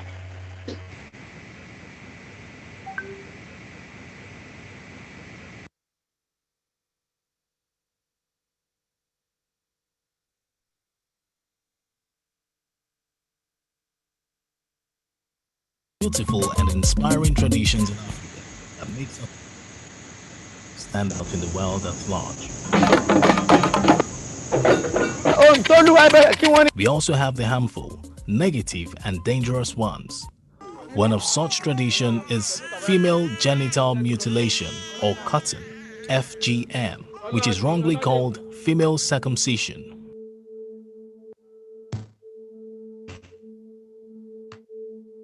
According to the World Health Organization, WHO, FGM is any partial or total removal of the external female genitalia or any other injury to the female genital organs for non-medical reasons. WHO classified FGM into 4 types.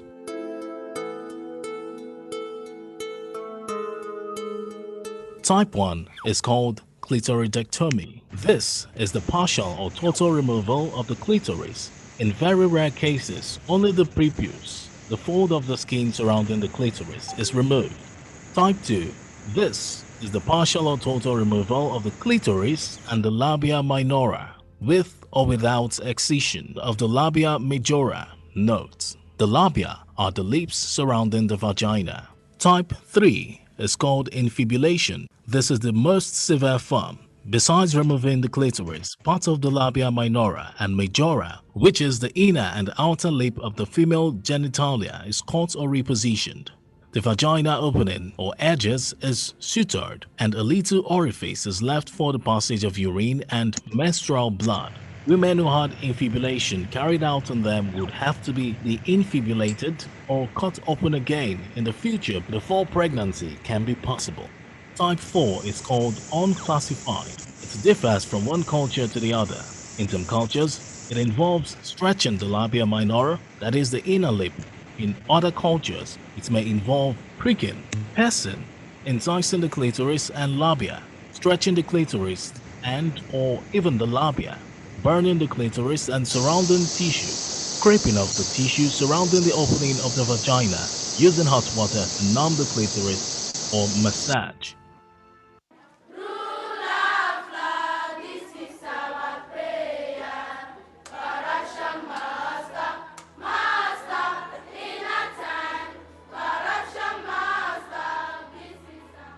In Africa, over 3 million girls are estimated to be at risk of FGM annually. In Nigeria, according to the National Demographic Health Survey (NDHS) 2013 report, States with the highest prevalence include Osun with 76.6%, Ebonyi with 74.2%, Ekiti having 72.3%, Imo with 68%, and Oyo having 65.6%. FGM is carried out on young girls between infancy and age 15, and occasionally on adult women. 27% of women between the ages of 15 to 49 have been cut. 82% of women in Nigeria undergo FGM before the age of 5. The prevalence of girls and women who have undergone FGM in Nigeria is 25%. It's the third highest absolute number of women and girls who have undergone FGM worldwide after Egypt and Ethiopia. 19.9 million Nigerian women have undergone FGM, more women having undergone FGM in the southern zones than in the northern zones. And surprisingly, 32% of urban women have undergone FGM, as compared with 19% rural women. Due to a community dialogue in Osun State, participants found it depressing to even watch a video clip of a baby being cut.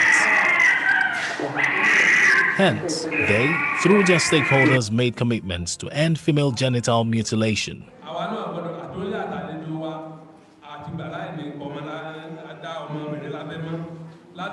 The summary, based on my experience, is that it is done, 1, to control women's sexuality, 2, to control reproduction. But if you ask the average person in the community, they will tell you that they're doing it because it's their culture and they want to preserve it. The second reason that will come is because if you don't do it, the woman will become promiscuous. Some immediate effects of FGM include severe pain, serious bleeding or hemorrhage, infection on the wound or vaginal infection, trauma, problems urinating, urinary tract infection, tetanus, and other infectious diseases such as HIV from unsterilized cutting tools, and lastly, death. The long-term effects include severe pain during sexual intercourse, depression and anxiety, painful and prolonged menstrual periods, prolonged labor and other complications during delivery, urinary problems, vesico-vaginal fistula, VVF, or recto-vaginal fistula, RVF. The origin of FGM is unknown and it predates Christianity or Islam. Nowhere in the Bible did it include women in the circumcision, and it never happened. That female genital mutilation and cutting is never part of religious demand. So nothing of such in Islam, and there's nothing of such that should be practiced by the Muslims.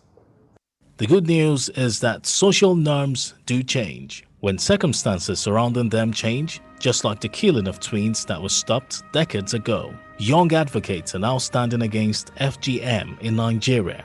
Stakeholders are stepping up their efforts to end FGMC in this generation.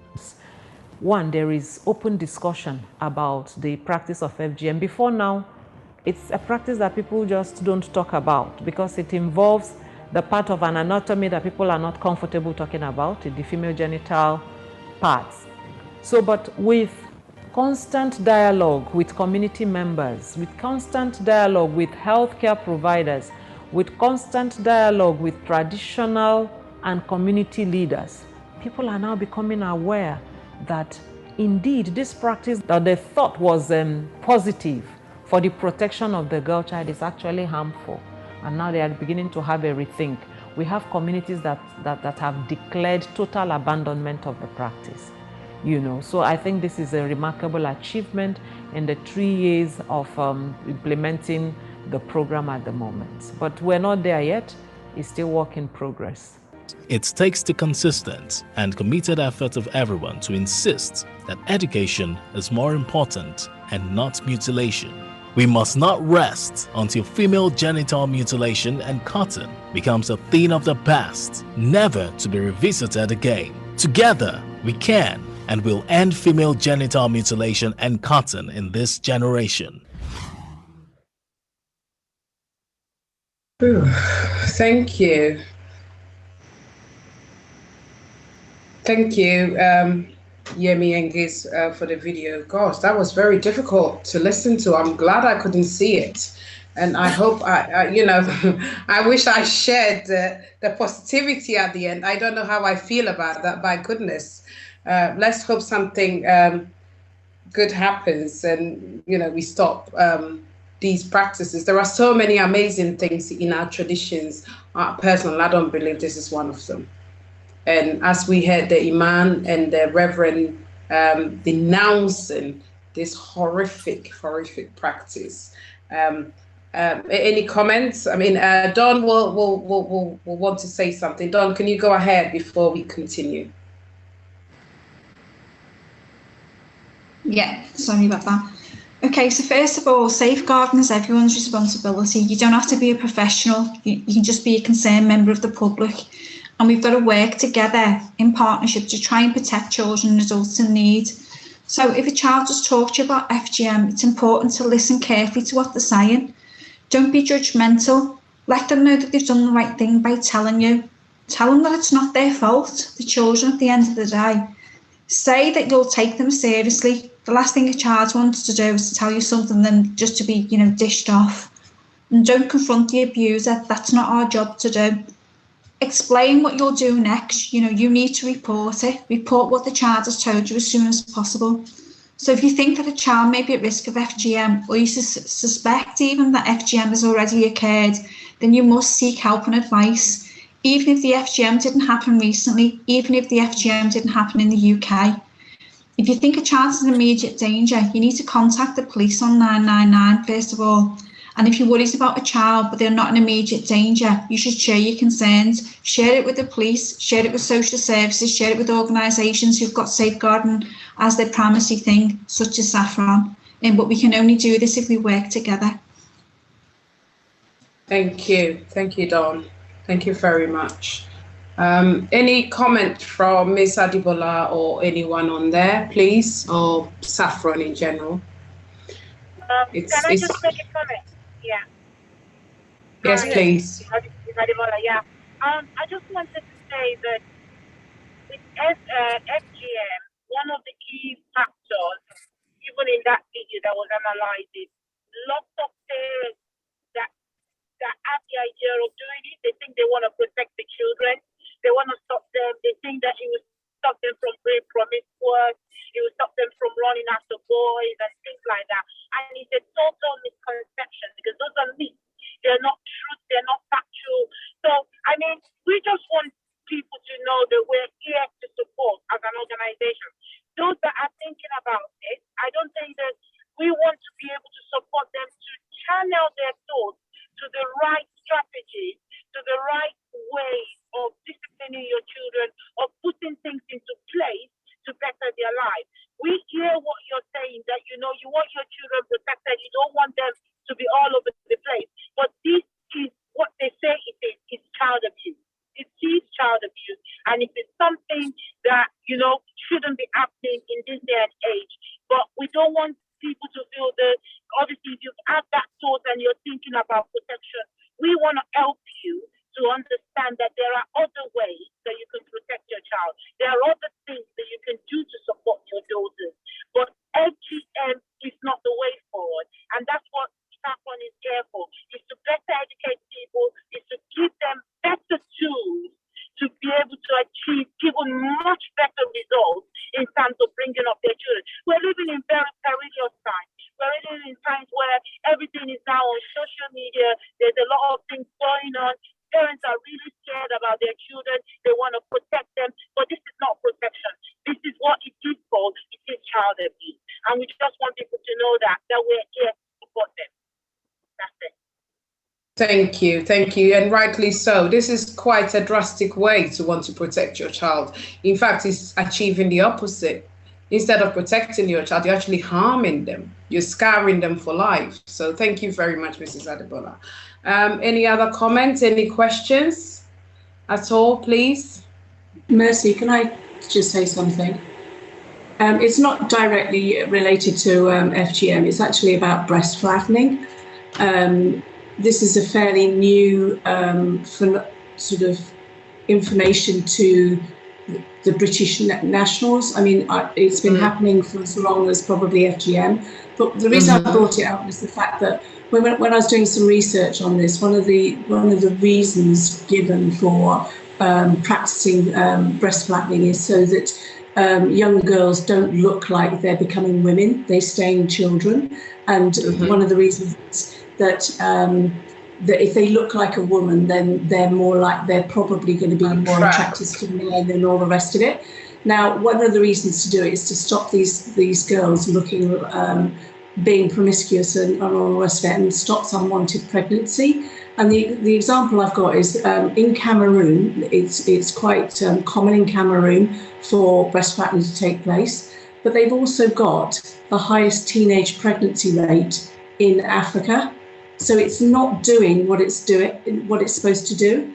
All it's doing is damaging those girls psychologically, probably physically, for the rest of their lives. So the excuse or the reason given for breast flattening and for FGM is to stop girls being promiscuous.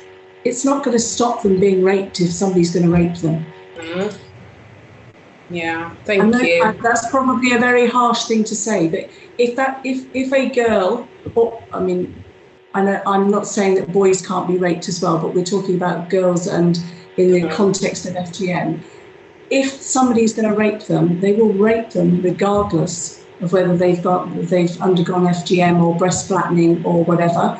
And it comes back to what that lady said. It's about finding other ways of protecting your children. And that goes for all societies. All children in today's society are being bombarded with social media and negative messages and trolling and all that sort of thing that I don't really understand because I'm very old and I haven't got children myself. So it's about us as parents or us as family members finding other ways of protecting our children. And that is a very difficult topic.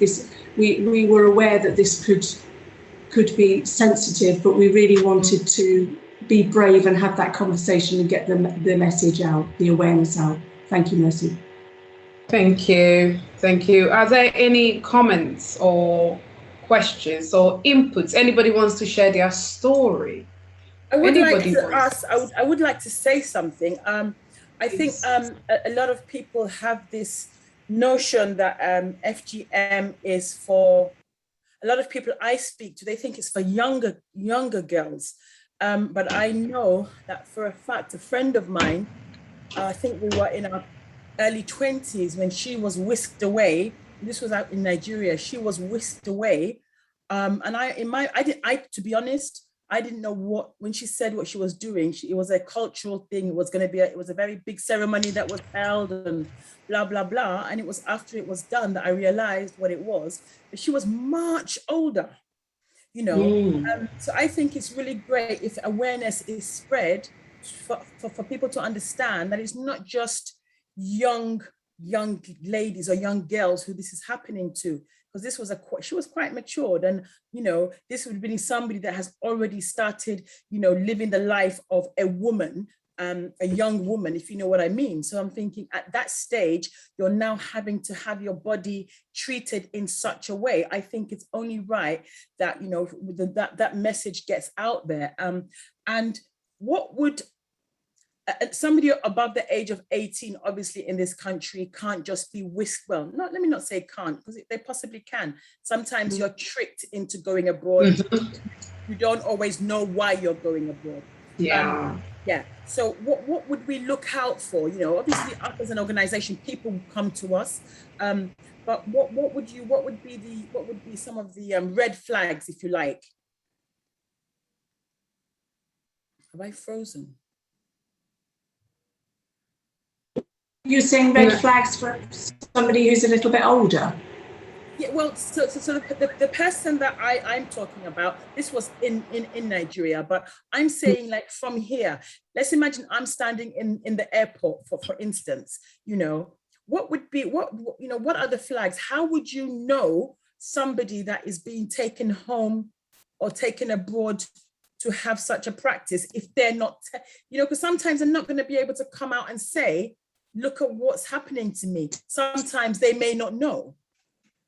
I think from the research I've done, a lot of the girls and young women who are taken abroad, or whose mothers or female family members, it usually is, arrange to have them cut in the UK, don't know what's going to happen. They know there's going to be a big celebration. They know there's a big party. They are often the girls that are reaching puberty know that there's going to be some celebration that they become a woman, but they don't get told what it is. And I think it's that hiding it is causing the ignorance, because the young girls won't know. But your friend, had she been told that that's what's going to happen, then she possibly could have said, no, I'm not going, or she could have gone and asked for help. But the problem is, if you don't know why you're going somewhere, and then when you get to this party, you're then forced into having it. They force you to do it. You've got no choice. They hold you down while they do it. Yeah. Lots of people will hold you down. Obviously, the older you are, that you're going to realise that what's going to happen and how much it's going to hurt. So it's, at an airport, it would be very difficult. I mean, from a child point of view, obviously the schools, sort of social workers or safeguarding teams get a lot more education now than they used to. Obviously the airlines, or we will look at how long somebody's going for. There's the information about, apparently it's much more prevalent in families where your brothers, your sisters, or your mum or your aunts or your grandmothers have had it done. So there are some indicators, but it's because it's not talked about, it is very hidden, and that's what makes it so difficult for anybody, any professional, any safeguarding professional, to identify it, which is why what Dawn was saying is so important. If a child comes forward and just says things that make you think something's going on, then, as Dawn says, listen to them. I'd just like to say that we've got adult safeguarding as well. We've got adult safeguarding teams in social services, and there's a difference between the actual age of the child and the chronological age, which is that some people might appear older, but they are obviously younger in how they reason and in how they communicate.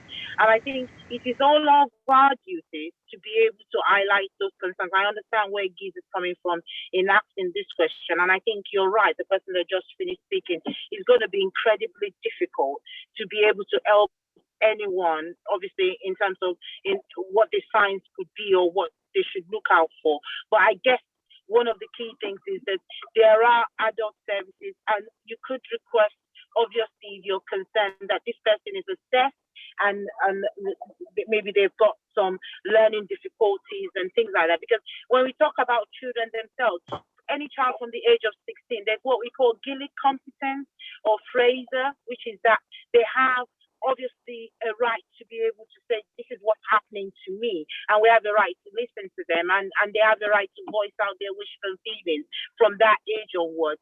You understand what I'm saying? So I guess it is really about us as a community working together and letting people access the services that we think might support them, because then those services like the adult social care is very difficult. I have to say, incredibly difficult sometimes to get adult social care to step in. But then the thing is, this is what we're here for. We will challenge them on what we think they should be doing. And if we think that the age of the adult is lower, or even in instances where we feel that this adult needs to be protected, then we would get in touch with other organizations that can offer that support. That's Thank you. We're here for as well. Yeah. Thank you, Mrs. Adebola. And also, following on to those two comments, every culture, most cultures in Africa, we all have puberty rites. You see, rites of passage. This is nothing new. This has been there for years, and there is nothing mysterious about them. But this is where they hide FGM. And it's shrouded. Some of them are shrouded in mystery. And we have the same for men as well, but it's slightly different. So when, for example, your parents maybe start talking to you about your rite of passage, then we have to go and perform those rites.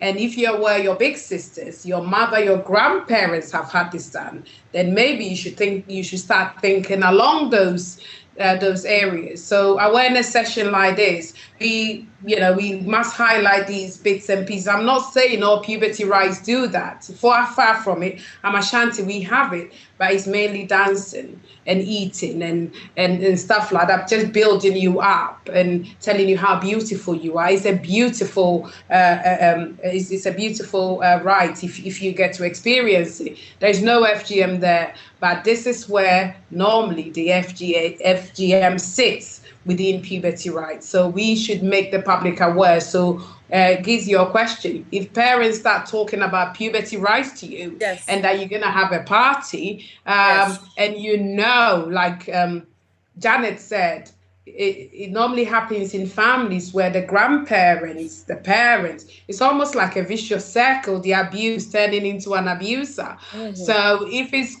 happening in your family like that, then you should start getting suspicious. For me, that is a huge red flag. Sure. Yeah, thank you. And can I just add something very quickly? I think we all are responsible adults in the community. I mean, school holiday times are the most at the time when FGM takes place, because it's a 6-week holiday. So you have enough time to recover. So, I mean, if we're all looking at, if you're traveling to Nigeria or you're traveling to Kenya, you're traveling to Zimbabwe, and you see young people looking, very uncomfortable, you have a right, you have a duty as an adult to report your concerns.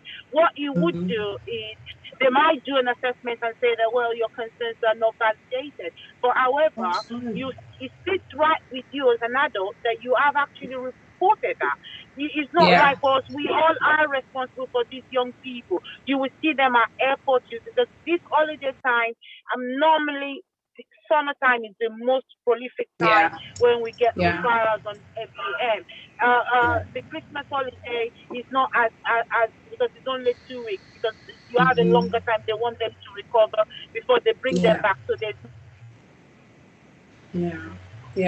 thank you. So, this is the week. So I mean, we all have a responsibility as adults. If you're traveling to any country and you're at the airport and you see young people looking a bit sheepish or looking, you need to watch out for the signs, and if possible, raise an alarm if you have to. I just need to stress that we all are responsible. Thank you. Thank you. Thank you. Thank you very much. Any comments on Facebook or on social media? No, they're quiet today. I think it's a very emotional. They are shocked into silence. Definitely. Definitely.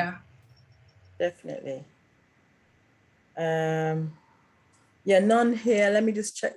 Nothing in the chat at the moment.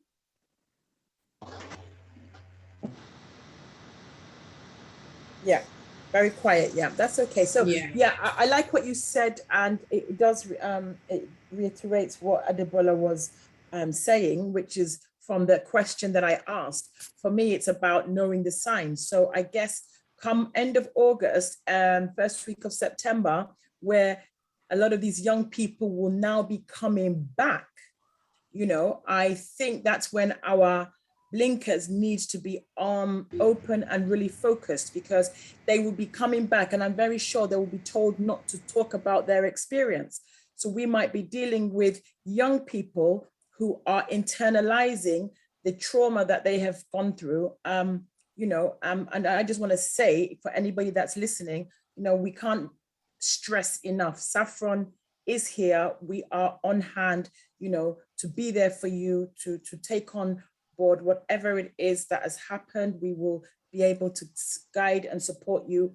And you can see the relationship we have with the Home Office Vulnerability Team. It's not a figment of your imagination. It's real, and we will work together to help you.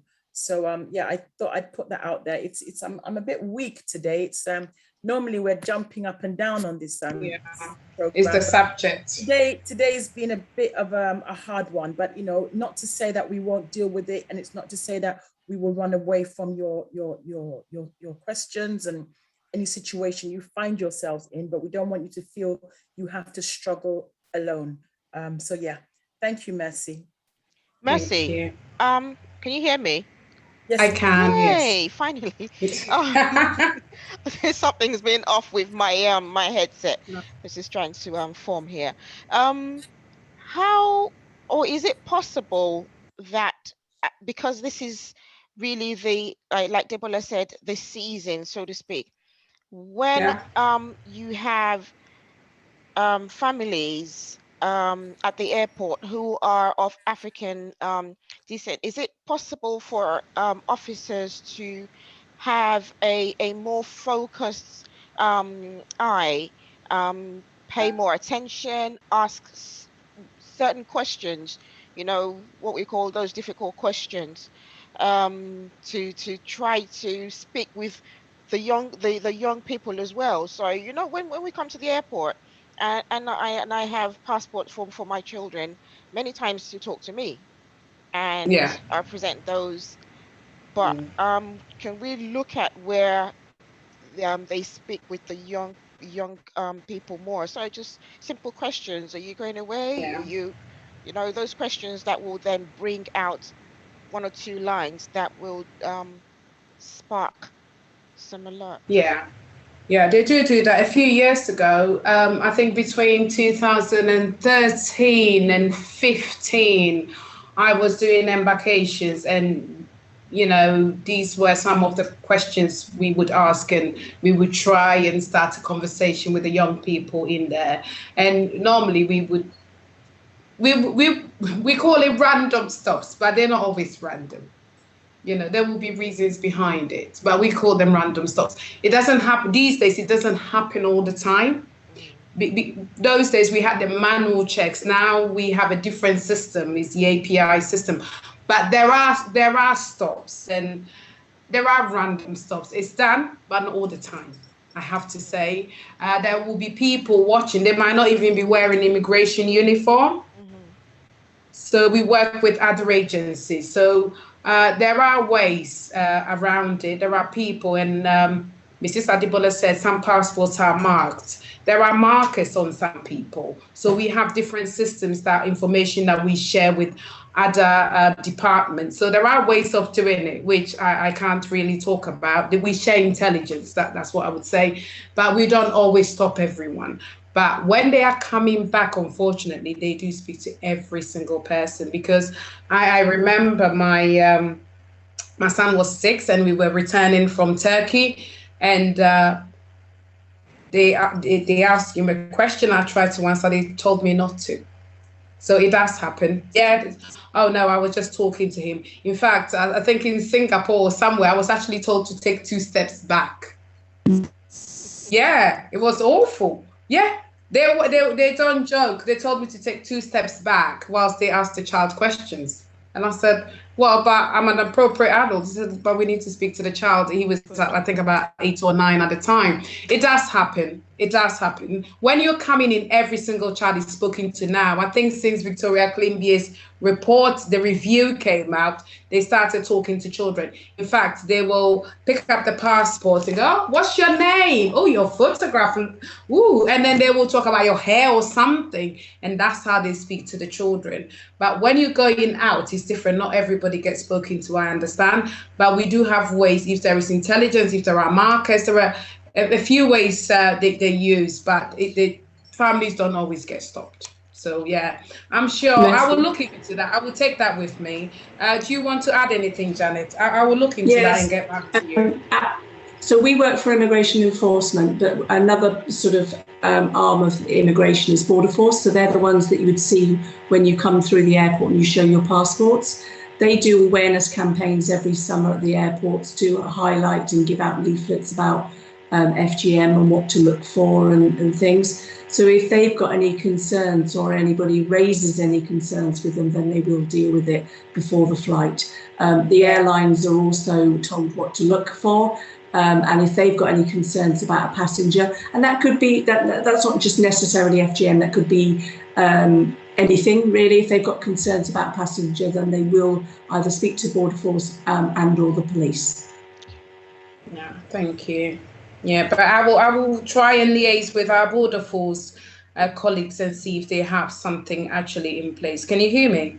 Yes, yes. Yeah, something specifically in place, but I haven't worked there for a few years. And when I did work there, there were so many ways of interacting with families and sharing information. There is something being done.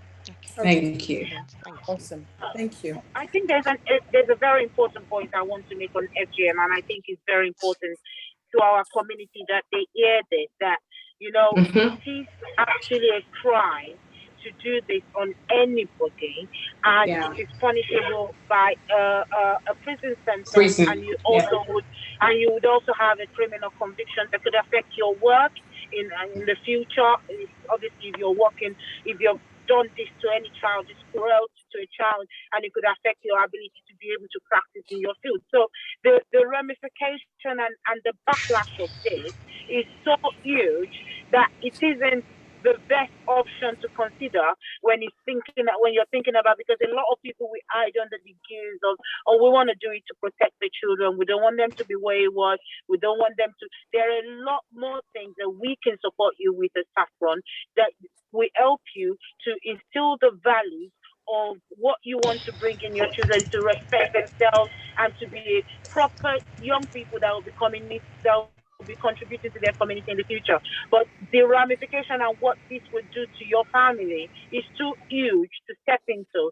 So you got a mortgage, you might lose your house because you don't have a job, you don't have income coming in, only because of this FGM. So it's really huge, and it's something that we need to really consider. Yeah. Thank you. Thank you very much, Mrs. Adekola. Thank you. Anybody has anything to add? No questions, but a few comments from Facebook. Somebody said, very shocked.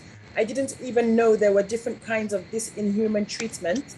Somebody said, I am following, but just surprised with all I am hearing on inhuman treatment. So it just goes to show, there are a lot of people out there who are not aware that this is going on. So yeah, thank you. Yeah. Akin Sola from Facebook. Thank you very much. Thank you. Thank you. This is an awareness session, so I'm glad the message is going through. It is. And please go and talk to your family, your friends, and your colleagues about what you've learned here as well. It's important that we spread the word. Spread the word, sure. Thank you. Yeah, that's it. Well, there's no other comments on my side. So if there's, are there any more videos, or did we play the last video? No, we played the last video. Yeah, so we are done. We are done. Okay. Is it possible if the person who came on, Miss Omosi, is it Omosi? Omosi, she's gone. Okay, she's still here. Yeah, Omosi. Okay, yeah. If Miss Omosi is there and wants to speak to us in confidence, we can spare some 5 minutes. It's just the way she spoke. That was Temi Tope. Was yes. it? Was it? Okay. Yeah. Yes. Okay. So. Okay, I think Omosi was in Dublin. Yes, that's right. Temi Tope was regarding social services, wasn't it? That's right. That's right. So if Omosi, this message is for Omosi. If she wants to stay on and come and talk to us, otherwise, I think we are done for the day. Okay, so Temi Tope, would you like to indicate if you would like a one-to-one? With the vulnerability team, I think it was Omosi, not Temi Tope, because she's now fine and she was supposed to use her story, but Omosi is the one I mean. Omosi, would you like to unmute? Yeah.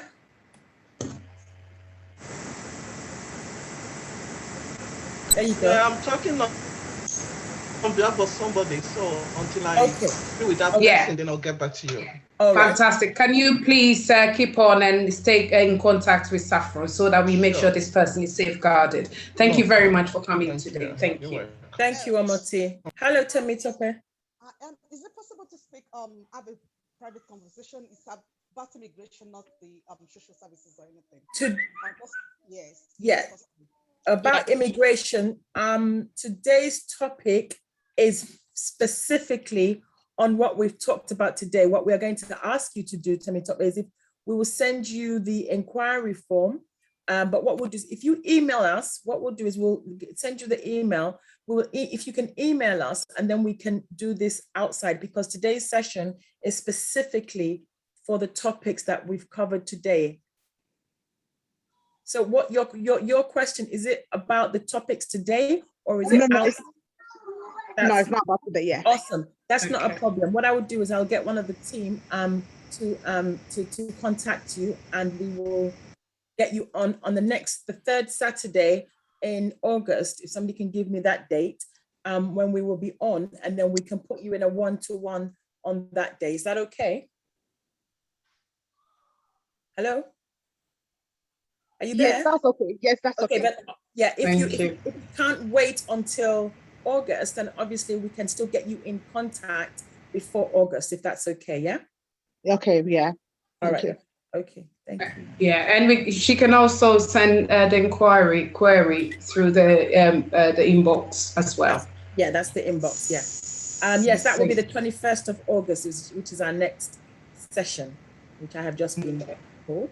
I'm very bad with dates. So yes, our next session, which as you know, we do every third Saturday of the month. The next one will be obviously in August now. Wow, we're almost halfway through the year. Yeah, already are. So we already are. Yeah. Please join us the same 12 to 3 p.m. on the 21st of August. We will be here live and direct. With the Home Office engagement team. We just want to say thank you to Mercy and your team. It's been a very, very informative session today. Very calming. You know, I need to go and have some tea to to wake up, to warm up. Yeah. But it's good. We need to have these discussions, because we never know who we're helping. We never know who's listening in. There could be some people who are faceless, but need to hear this. So thank you all so much. Yemi, I don't know if you have anything to say before we close. No, not at all. I just wanted to, just like you, I'm a bit, I don't know, I'm a bit quiet, and normally I have a lot to say. But it's just been an amazing session. Thank you so much to the Home Office team for always coming on, and the amount of information that we get to take away, that we can review, because we can all go back to our YouTube channel and sit back. A lot of people ask me, send the link, and I'm like, okay, really? So it must be that we're doing something good. So thank you so much for coming on, and thank you for raising this awareness. I know that we've had messages coming into our WhatsApp number already, asking for more information. So yes, it is, you are definitely getting the message out. Thank you so much, and we look forward to seeing you in August. But also message also to everyone who's been here. Omoti, you know I only have love for you. Thank you so much for always supporting us. Obviously, Yemisi Jenkins has been here very quiet today, but she's been doing a lot of work in the background, sharing and trying to support us. And also for everyone who's joined us on Facebook, thank you for the engagement. Temi Tope, thank you. Chidi, thank you for joining us. We see you. And Amusan, we didn't hear from you. You're welcome, Chidi. We didn't hear who Amusan is, but you came in some while ago. You're welcome, and hope we'll see you next time on this program. Adebola, she has actually dropped off, but you know that woman. She is so powerful. She's social work fire. I don't want to cross her. I do not want to cross her. If I ever, you need to tell me her full name. If I ever see her surname on any case, I'm not touching it. Adebola Ahmed. We started working together in Hackney nearly 20 years ago now. So Hackney Social Care. So really, she does awesome, know her job, and she loves what she does, like we all do. So yes, Thank you so much, everyone. I know we're going out to a party now, so hey. Hey, thank you. It's a beautiful weather today in the UK. Those of us here, let's go out and enjoy. Thank you, Saffron, for having us. Thank you for hosting us. We are always grateful to be here, and hopefully one day we will meet you, not virtually, properly, so we can have some jollof. Well, not that I like Nigeria jollof, but that's a whole different discussion. Got to own it. No, that's a whole different discussion. So yeah, I will probably just stick to pepper soup because your jollof is not nice. And also, mercy. They're probably saying Omogana on there somewhere. Yes, very, very Omogana. I've noticed Pat has dropped off. Mercy, Pat has dropped off. So she has. She's doing. Yes, I will do. She's doing Albanian community engagement as well. Right. So, so thank you. I should have mentioned that earlier. So thank you very much. Also, as usual, we always are grateful for feedback. So Catherine needs that as part of her assessment. So any feedback is very much appreciated. Thank you very much for having us today. And thank you for finishing on time. This is a record. In our community, we never finish on time. So, woo, thank you. Thank you, and speak to you soon. That's okay. Thank you. Bye-bye. Bye, everyone. Bye. Thank you. Goodbye. Bye, Catherine. Bye, everyone.